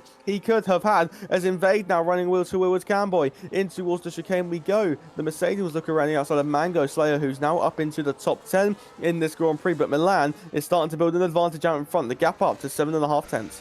Yeah, Milan's had a beautiful restart there, bridging a bit of breathing space to Robin behind, but Liam Stevens making moves with Thomas as well, getting past AMS Callum and Wards, also trying to make some inroads. Liam Stevens now on the push down the back straight as he comes through this third sector. He's going to start to gain a little bit more, corner after corner. Now this is where things are going to get interesting, especially how much battery are they going to deploy? Are they going to try and push hard and take the positions early while they've got this tyre advantage? Or are they going to focus on that they need to maybe tyre manage at the start of this Grand Prix, not push them too hard at the start of this stint even, not push those tyres too hard and burn them out too quickly, and you can make them last towards the end of the race. Yeah, something that's been impressing me. Milan and Robin's pace, they've got a 6-tenth advantage over Liam Stevens. When will Robin peel it into the pit lane for the drive-through? Won't be on this lap, so I think it will be next lap. The FST driver will peel it into the box for his drive-through penalty, which will be absolutely heartbreaking here for FST. Running up currently in P2, and the pace actually seems quite decent. Liam Stevens, and there is another virtual safety car, and I wonder, is that for A team? Maybe with no front wing. I did see was there a drive around circuit with no front wing? I'm not sure. It might actually be the Alpine. It is the Alpine of Piggy, who has got no front wing on that Alpine Renault car. And I am curious to see what has happened. A virtual safety car here as A team as well into box for a change of the front wing as well. So maybe a collision between the Alpine and the Williams. But this is just going to continue to help the likes of Liam, Thomas, Callum, Fuzzy, Invade make their way to the end of this Grand Prix. It's only a virtual though, so drive-through penalties can catch the drivers out as we go through the chicane with Milan, your race leader here in Azerbaijan. We're almost a third, I say almost a third, we are over a third. We're almost halfway through this race is what I was meant to say, but Milan continues to lead. Look how close they're getting behind. Callum basically pushing the Sauber through. Yeah, everything's going to start to close up now. The virtual safety car can also open some gaps up for some drivers because the Delta is a bit tricky to stick by, and there we go. Green flag racing. We are all go once again, and everybody's closing back up to each other. That's a moment there for Robin. Almost got himself a tank slapper into the barrier, but did well to save that. Guys, allowed Liam Stevens to close up just a little bit more, but not too much. Didn't lose out too much time though. Milan gained a 10th off that little incident from Robin, and Liam Stevens just pulled ahead a little bit further. He's now lost that 10th that he did gain. Further back we have Ward that's looking a little bit racy, trying to close up to the back of Callum there. He's going to try and tuck into the slipstream and see if we can pull off an overtake coming down the start finish straight. Further back we have Fuzzy, who's also getting a little bit racy, closing up to the back of Ben Huskins, and we're going to see a dive to the inside there as we come around the final corners. Not so much so, still tucking into the slipstream. Maybe we'll see a move going down into turn number 1 before we've even got the DRS underway. Yeah, no, I think there's front wing damage on that Aston Martin. There's no end plates whatsoever on the Aston Martin. Ben Huskins has almost in the wall, goes fuzzy, and Invade had to take a bit of evasive action. Now diving down on the inside goes the Haas driver on the Racing Bulls. It's into the wall, and there goes the end plates on the Racing Bulls as well. More front wing damage being displayed and spat out onto the circuit. No front wing on the Racing Bulls. Absolute dismay for Fuzzy, who had obviously the unluck of the safety car come out as Wards has made the move on. Callum was a lovely move in towards turn number 4 as we head in towards turn number 5. Callum not close enough, tagging the inside wall like we saw Nick De Vries do in the 2023 Azerbaijan Grand Prix. That saw his front left suspension break, but on this occasion the game not built like that, and his suspension will be able to continue on. Milan though, I'm really impressed with Milan's pace right now. 11 lap hold hard tyres compared to Liam Stevens' 4 lap hold hard tyres, and he's keeping pace. He's arguably extending his gap. Yeah, really feeling really comfortable out there on the circuit. Maybe Baku being one of the driver's stronger tracks. But not only that, the safety cars coming out. He must have just not put them through too much of a harsh heat cycle, able to keep those tyres as fresh as possible and just maintain them for as long as possible. This is certainly looking like a one-stop on the cards for Milan, looking to maybe go to the mediums in a few laps' time. If you can just go maybe 3 more laps, it's looking like a likely strategy. 3 or 4 laps, although the tyres may feel a bit grim. He's running the lighter car because he's burnt off half of his fuel load already. I mean, yeah, obviously, Milan realistically doesn't have to pit again. As further behind, Thomas is going to look around the outside of Liam Stevens. And on the braking, so much more early confidence from Thomas. But in the second phase of the braking, Liam Stevens outbrakes the Sauber drivers. We enter turn number 2, sorry, for the 14th time as positions are changed as Invade and Fuzzy into the box as well, probably to change their front wings. That puts Jess in the commentary team up into 8th, Cam for EXA into 9th, Robin, who had the service drive-through, up into the top 10 once more here in Baku, as Thomas is still seriously putting some pressure on Liam Stevens as we make our way down towards turn 5 and turn number 6. The VNT driver seeming very, very racy at this current moment in time. Wards as well seeming racy, but we know Wards has to pit again because they have only used hard tyres so far. And as we enter the braking zone for turn number 7, just before the castle section, they all stay line astern as they were, keeping behaved. Yeah, nice little 4-5 car train here coming up through the castle section. These lot are going to be fighting on for the race victory towards the end. We've still got 12 laps of racing to go, and the mid-pack sort of separated with the way strategies are starting to play out and the battles have been ensuing. Well, for now, keeping my eyes on board with VNT Thomas, who's trying to close up to the back of Liam Stevens, where Milan's still holding a nice bit of breathing space to the cars behind him. However, we're now going to get onto the very quick, flat-out back straight where that DRS will be activated. The cars are going to start to close up. We may see some battles start to unfold coming down into turn 3 when these gaps start to get a little bit smaller.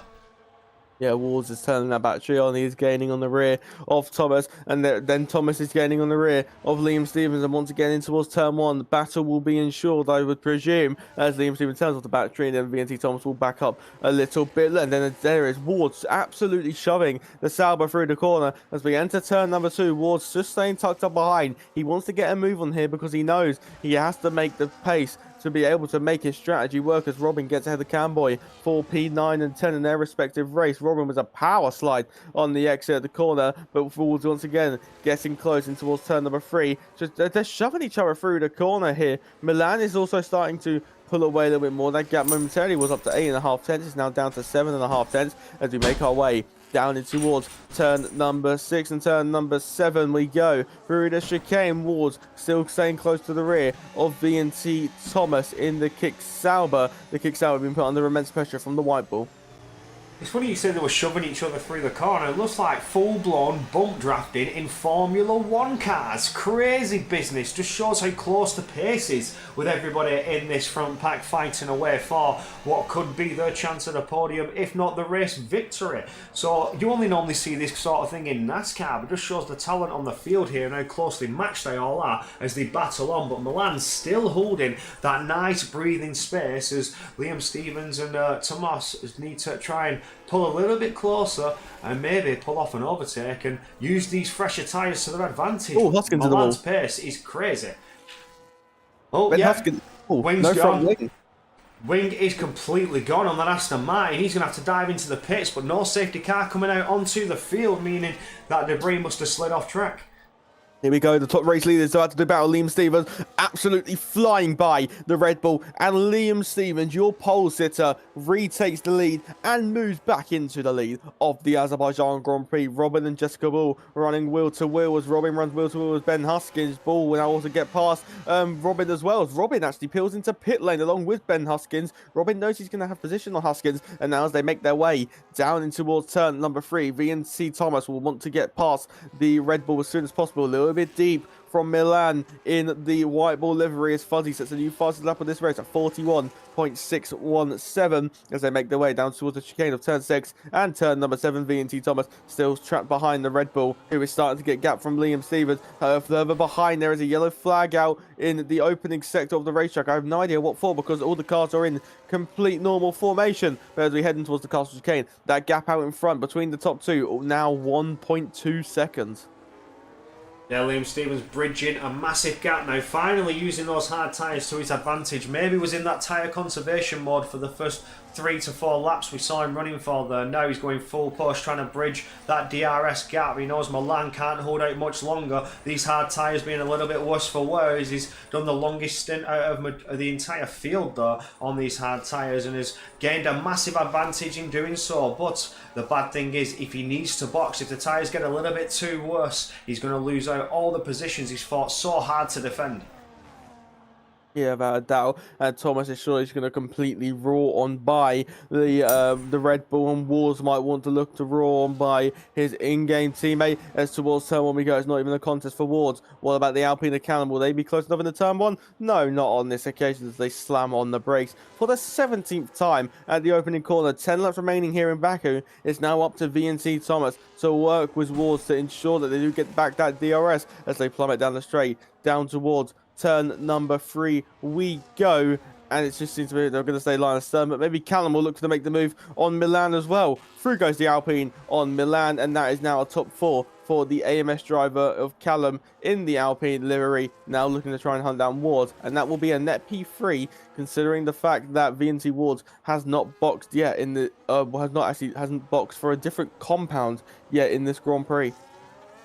This is where things are looking a little bit interesting now. We're getting into the final closing parts of the race. Drivers are going to start to implement the strategy they've been thinking about all race long. And for Liam Stevens, he's certainly just going to keep on the nerve, keep on focused, and keep pushing towards the end of the Grand Prix. But as we look towards Wards and Callum's, they're losing out on the DRS there. Callum's going to have to try and work together and try and bring it back, as well as Thomas is going to struggle to try and break into the DRS of Liam Stevens. Although I say struggle, he's doing it. I'll keep my mouth shut. Prove me wrong, why don't you? He's back in the DRS, as I think Liam Stevens just clattered off the wall there ever so slightly, running a little bit hot into the final sector here. Yeah, obviously, as you mentioned, now the DRS gap back to 1.2 seconds. Absolutely no battery in reserve for that kick salver. So, Corey, you was right. He will not be within the DRS as we go down the main straight. Once again, the top 4, no one within DRS to each other. Surely expect Milan to peel into the box soon. Milan will have to... Well, I say he has to. He doesn't have to. He can box for another set of hard compound tyres, which I think will be optimal for the remainder of this race. Mango is someone who I think will peel into the box very, very soon as he makes his way down the main straight. Towards turn 1 we go. Mango in a world of his own at the minute, 12 seconds behind Milan, but then 5.4 seconds ahead of Jess. Jess, for commentator team, currently a net P7 in the Grand Prix. Camboy as well as someone I think will have to pit as well. 15 laps done. Milan, though, is doing a phenomenal stint right now. 16 laps done already on this compound of tyre as we enter turn 4 with the Red Bull driver. It's a bit of tyre management masterclass at the minute, isn't it? As Ben Huskins sets the fastest lap of the race. Yeah, this has been a rather good race, absolutely. It's been quite interesting, a difference in strategies. We've had the safety cars come out after a bit of disaster, but what is Baku without somebody at least clattering into the barrier once of them? You know, at least one of them just clattered into the wall. It's going to happen. It's Azerbaijan, and you can hear the contacts, the wheel banging against the wall where they come through the castle section, one of the more tricky parts of the track. And Milan now must be thinking, I'm losing a lot of time here, but I've got 14 seconds to the car behind. Maybe, just maybe, I can take this to the end.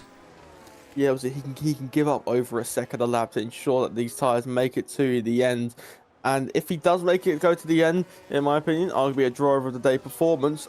Apart from the fact that Wards has gone from last to third, but we have to then reiterate the fact that Wards has to pit again because they've only used the hard compound tyres in this Azerbaijan Grand Prix as they make their way down the main straight, heading on to lap number 19. Liam Stevens has now got a 2.6 second lead, and Milan is now peeling into pit. As we was discussing, if he could make it or not. Milan is going to call it quits as almost speeds in the pit lane, but gets it slowed down just in time, surely for a set of the hard compound tyres, which it will be. He can now go flat out to the end of this race, and for his sake, hopefully in Milan's race, hopefully he comes out ahead of Jess as Mango comes into the box as well for what I can only guess is a set of the hard tyres, as Milan on the pit exit hasn't lost any positions, will come out in P5. Jess up into P6. Mango, where will they come out? They drop down into P8, make that then P9, 10 and 11. Mango will come out in P11 as they make that trio makes their way through turn number one. This is a good little scrap between the likes of A-Team, Robin and Ben Huskins as they get on the power on the exit of turn 2, make their way down the straight, down towards turn number 3. FST Robin on the inside, and it's 8th and 9th, wheel to wheel in towards turn number 3, and on the inside, not even a contest on the braking as Ben Huskins is shoving the Williams through the corner of turn number 3 to get into turn number 4. Late on the brake, a little bit of a moment from the Williams. Now Ben Huskins has got the inside line for turn number 6. Wheel to wheel they go. Wheel to wheel no longer. The green machine machines their way on by up into 9th place and can maybe try and reset and get back after FST Robin in the Racing Bulls. Yeah, I could see a nice little battle unfold between Robin and Ben Huskins here. He's got a bit of time to gain if he wants to use that DRS to a weapon. But Robin is doing very, very well to keep that gap just over a second. Now he's starting to bridge a bit more time. Ben Huskins having a bit of a moment though, coming up out of Castle when he got to the top of the hill. Just a little bit slipping and sliding, cost him a couple of tenths, where we see Ward now make a move on Tomas, coming down into turn number 1 on lap 20. Ward doing very, very well. Started last, he's now up into P2, but with a 3.6 second gap to Liam Stevens ahead. I think that's all he can do in this show. Yeah, I think it's going to be P2 maximum for Thomas here. Wards is just showcasing us that he has got the pace to compete with the guys at the front of the field. But, I mean, I say that, when he pits, he will probably come out around P4, P5. Just considering how well he's been doing in this race, he will be locked in a battle with Milan Langer in the Red Bull. The two Red Bull machines will do battle. There has been a lot of history in the past with Red Bull and Azerbaijan. Remember back to 2018, the two bulls collided and locked horns in the opening corner of the racetrack. That was back with Max Verstappen and Daniel Ricciardo in 2018, as we are watching Ward through the castle chicane, slightly tagging the wall, as VNT Thomas will want to also try and keep up with Wars just to get some free lap time. The pair of them have dropped Callum behind in the Alpine. The British driver will have to hope that they are able to try and work some time back to ensure that they can get maybe back within a fight for P2. But one thing is for certain, I do reckon they are going to have that podium sealed because Ward still has the box. Yeah, Wards is still going to, lose out massive positions when he ultimately has to come into the pits for that tyre change. So he's just racing more for the fun of it now. It's just, he's going to lose the positions eventually, but he'll only fall down maybe at P5. Milan may just get ahead of him with the time deficit, and I think has he just dived into the pits? Yes, he has indeed.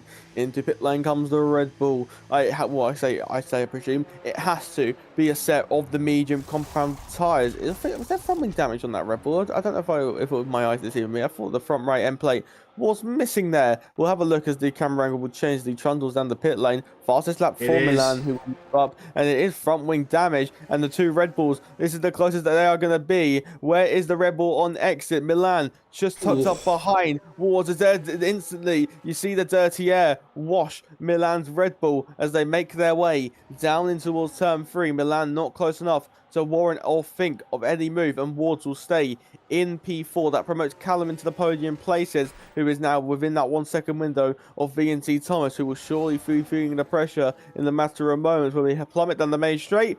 Maybe no longer as Callum Robin moving up 2 positions there. He's overtaking Fuzzy and overtaking Jess. And Fuzzy's now got an open door on Jess. He's going to try and get on 3. And Jessica Ball just trying to stay away from danger though. But able to hold a P8 position. Is she going to try and fight that one back? No, just keep it calm and collected. Bring the points home, Jess. You're in a good position here.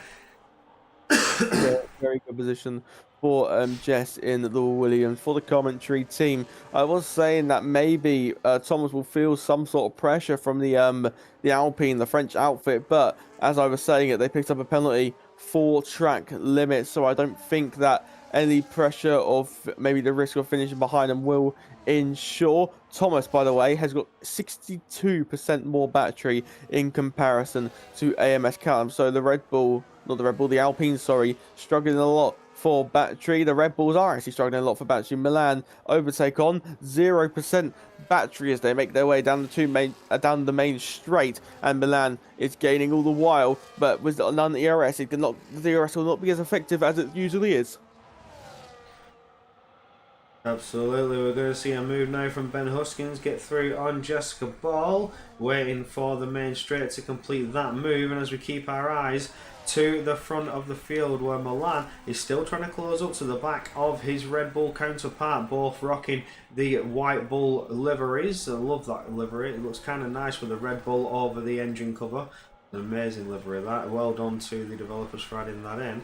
It's going to be, well, there can only be one to rise above the rest, and these two are going to have to fight each other for it. But Milan, I think, has got a good chance to do it, but Ward's done very, very well so far. With, like you say, he started last, he's up into P4, and he has the fresher tyres out of the pair of them, so only a couple laps to go, and that will be a P4 guaranteed. Yeah, the medium tyres are optimal. Oh, as you say, no! they backed the wall, and Ward, and was it someone else's? No What's way. happening behind him? No way. I think the front wing's gone for Wards. I believe it is. You've cursed him, Corey. Oh my god, I'm so sorry. I cannot believe it. Ward has lost his front wing, and what drama this is going to bring. This will bring all the drivers now into pit lane for, I'm going to presume, a set of the softs. If you have the mediums, then maybe go for the medium compound tyres here, as William Stevens, without doubt, comes into the box. What about VNT Thomas? VNT Thomas will continue on. Thomas will come into pit lane, along with Callum. Ward will obviously pit. This is going to hamper Milan so much. Ward has got to change his front wing as well. Milan is tucked up right behind him, but due to that 20-second gap between Milan and Robin, no, Milan's going to continue on. I mean, it's smart thinking from Milan, although the tyres are not what you want to be on. He's going up against soft tyres on hard tyres. It's just going to lose too much if he tried to double stack. I mean, yeah, but you don't run. The gap was major behind Robin. It was 20 seconds. You wouldn't have lost 20 seconds from a double stack. I think it's a questionable move from Milan, but maybe he favours the track position here in Baku. He's going to be a bottleneck, but one thing is for certain, this has reignited the chance for VNT Thomas to be able to try and win this Azerbaijan Grand Prix, a race where Liam Stevens thought he had it checked out.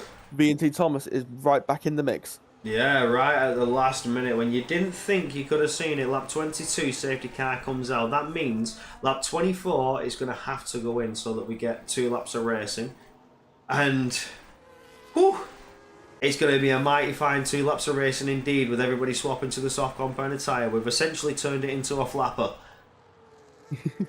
Without a doubt, obviously, remember back to 2021, the Azerbaijan Grand Prix, where the red flag came out. It gave the drivers a sprint to the end, but Hamilton, remember what Hamilton said? It's a marathon, not a sprint.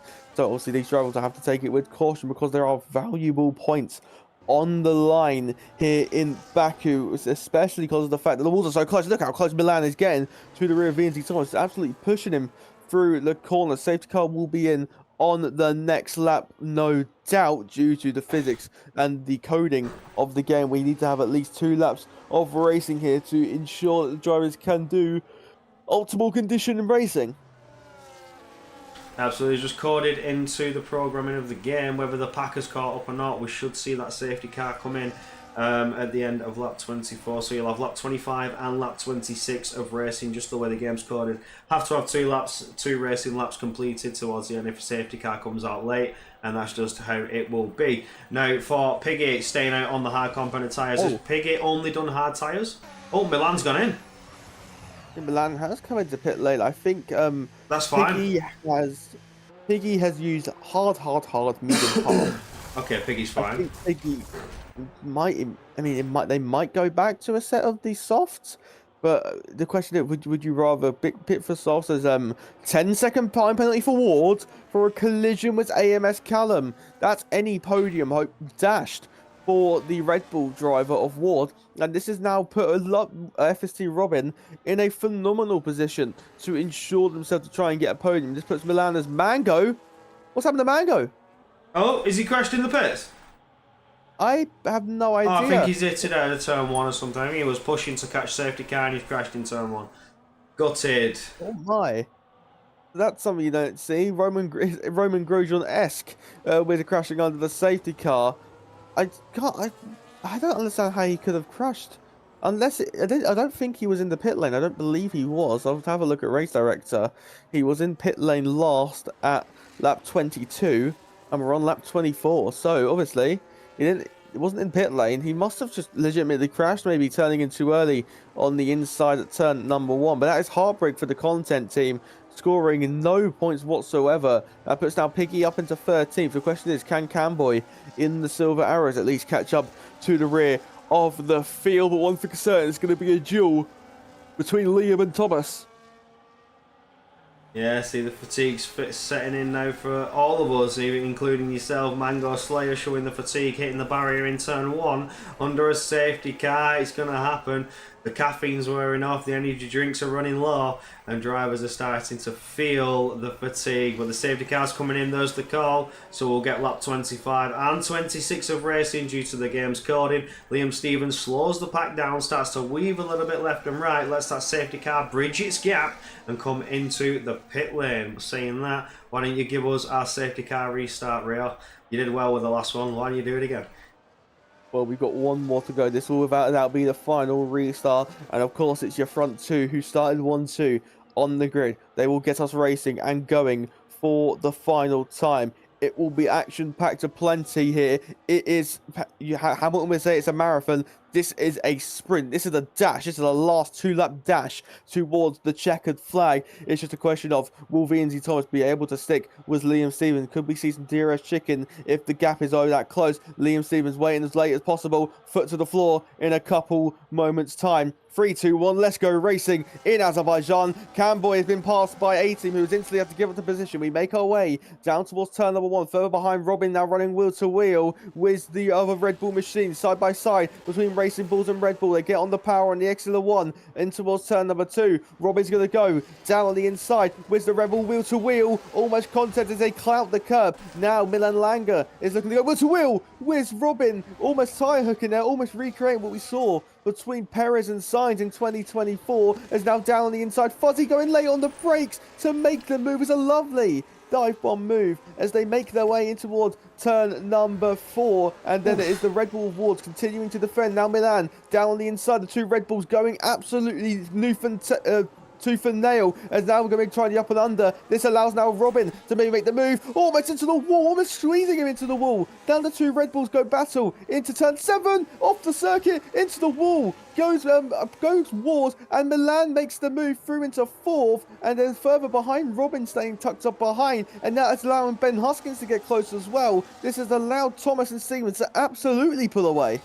Yeah, they just absolutely checked out now, running their own race on the penultimate lap, trying to close up to each other. The front three are leaving everybody else behind, as we saw this mighty fine battle ensue between Milan, Ward, Robin and Ben Huskins, also trying to get involved in this one as Fuzzy tries to pull a fakie on Ben Huskins there, but tucks back in line into that slipstream as we get going down the start-finish straight for the second to last time. We'll look back to Milan though, starting to get a bit of breathing space over Ward behind him. Ward now under some tremendous pressure from Robin, who's starting to close up using the slipstream, potentially burning some of the battery and maybe looking for a move into turn 1. Oh, there's contact and he's clarted into the pit wall. That was kind of funny, as Ben Huskins now is looking to try to capitalise on that one and pull on through on Robin, but just can't get close enough just yet. Robin maintaining the P6 but has lost some time to Ward.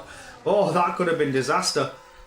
That could have been disaster. What a disaster. Really dangerous move from Ward in the Red Bull. Is he going to think of a lunge to the inside? He is late on the brakes on the inside. Contact between the two Red Bulls. Ward's drifting, ghosting now, making contact with his in-game teammate on the final lap of this race. VNT Thomas getting close to the rear of Liam Stevens. Stevens might try some DRS shenanigans here. Callum might be able to get this podium if he can pull the 3-second gap. The gap is currently 2.8 seconds here in Baku. Ward is saying going to stay behind Milan, and Robin is now probably going to be a bit cautious when going wheel to wheel with the Red Bull of VNT Wars as they go through the castle. A bit of debris there. Someone might have tagged the wall, but my attention is going to go to the front of the field. It's going to be Thomas and Liam Stevens to do battle down the main straight. You predicted at the start it could be a drag race to the line. It is going to be a drag race, and Callum's got a 6-second penalty for playing corner cut, and he's just completely cut the inside of 15. But now we go down the main straight. It's a drag race to the line. Flat through 18, then flat through 19, flat through 20. The ERS advantage is in favour of VNT Thomas. We're going down the main straight, down towards the start-finish line, and the rear light is flashing. It's to the line. Is it Sauber or Aston Martin? They're going to go side by side to the line. VNT Thomas wins the Azerbaijan Grand Prix by a 1/10 of a second. Milan will take the podium. Liam in second. Ward has retired from the race at the line. I don't think Ward hasn't been classified.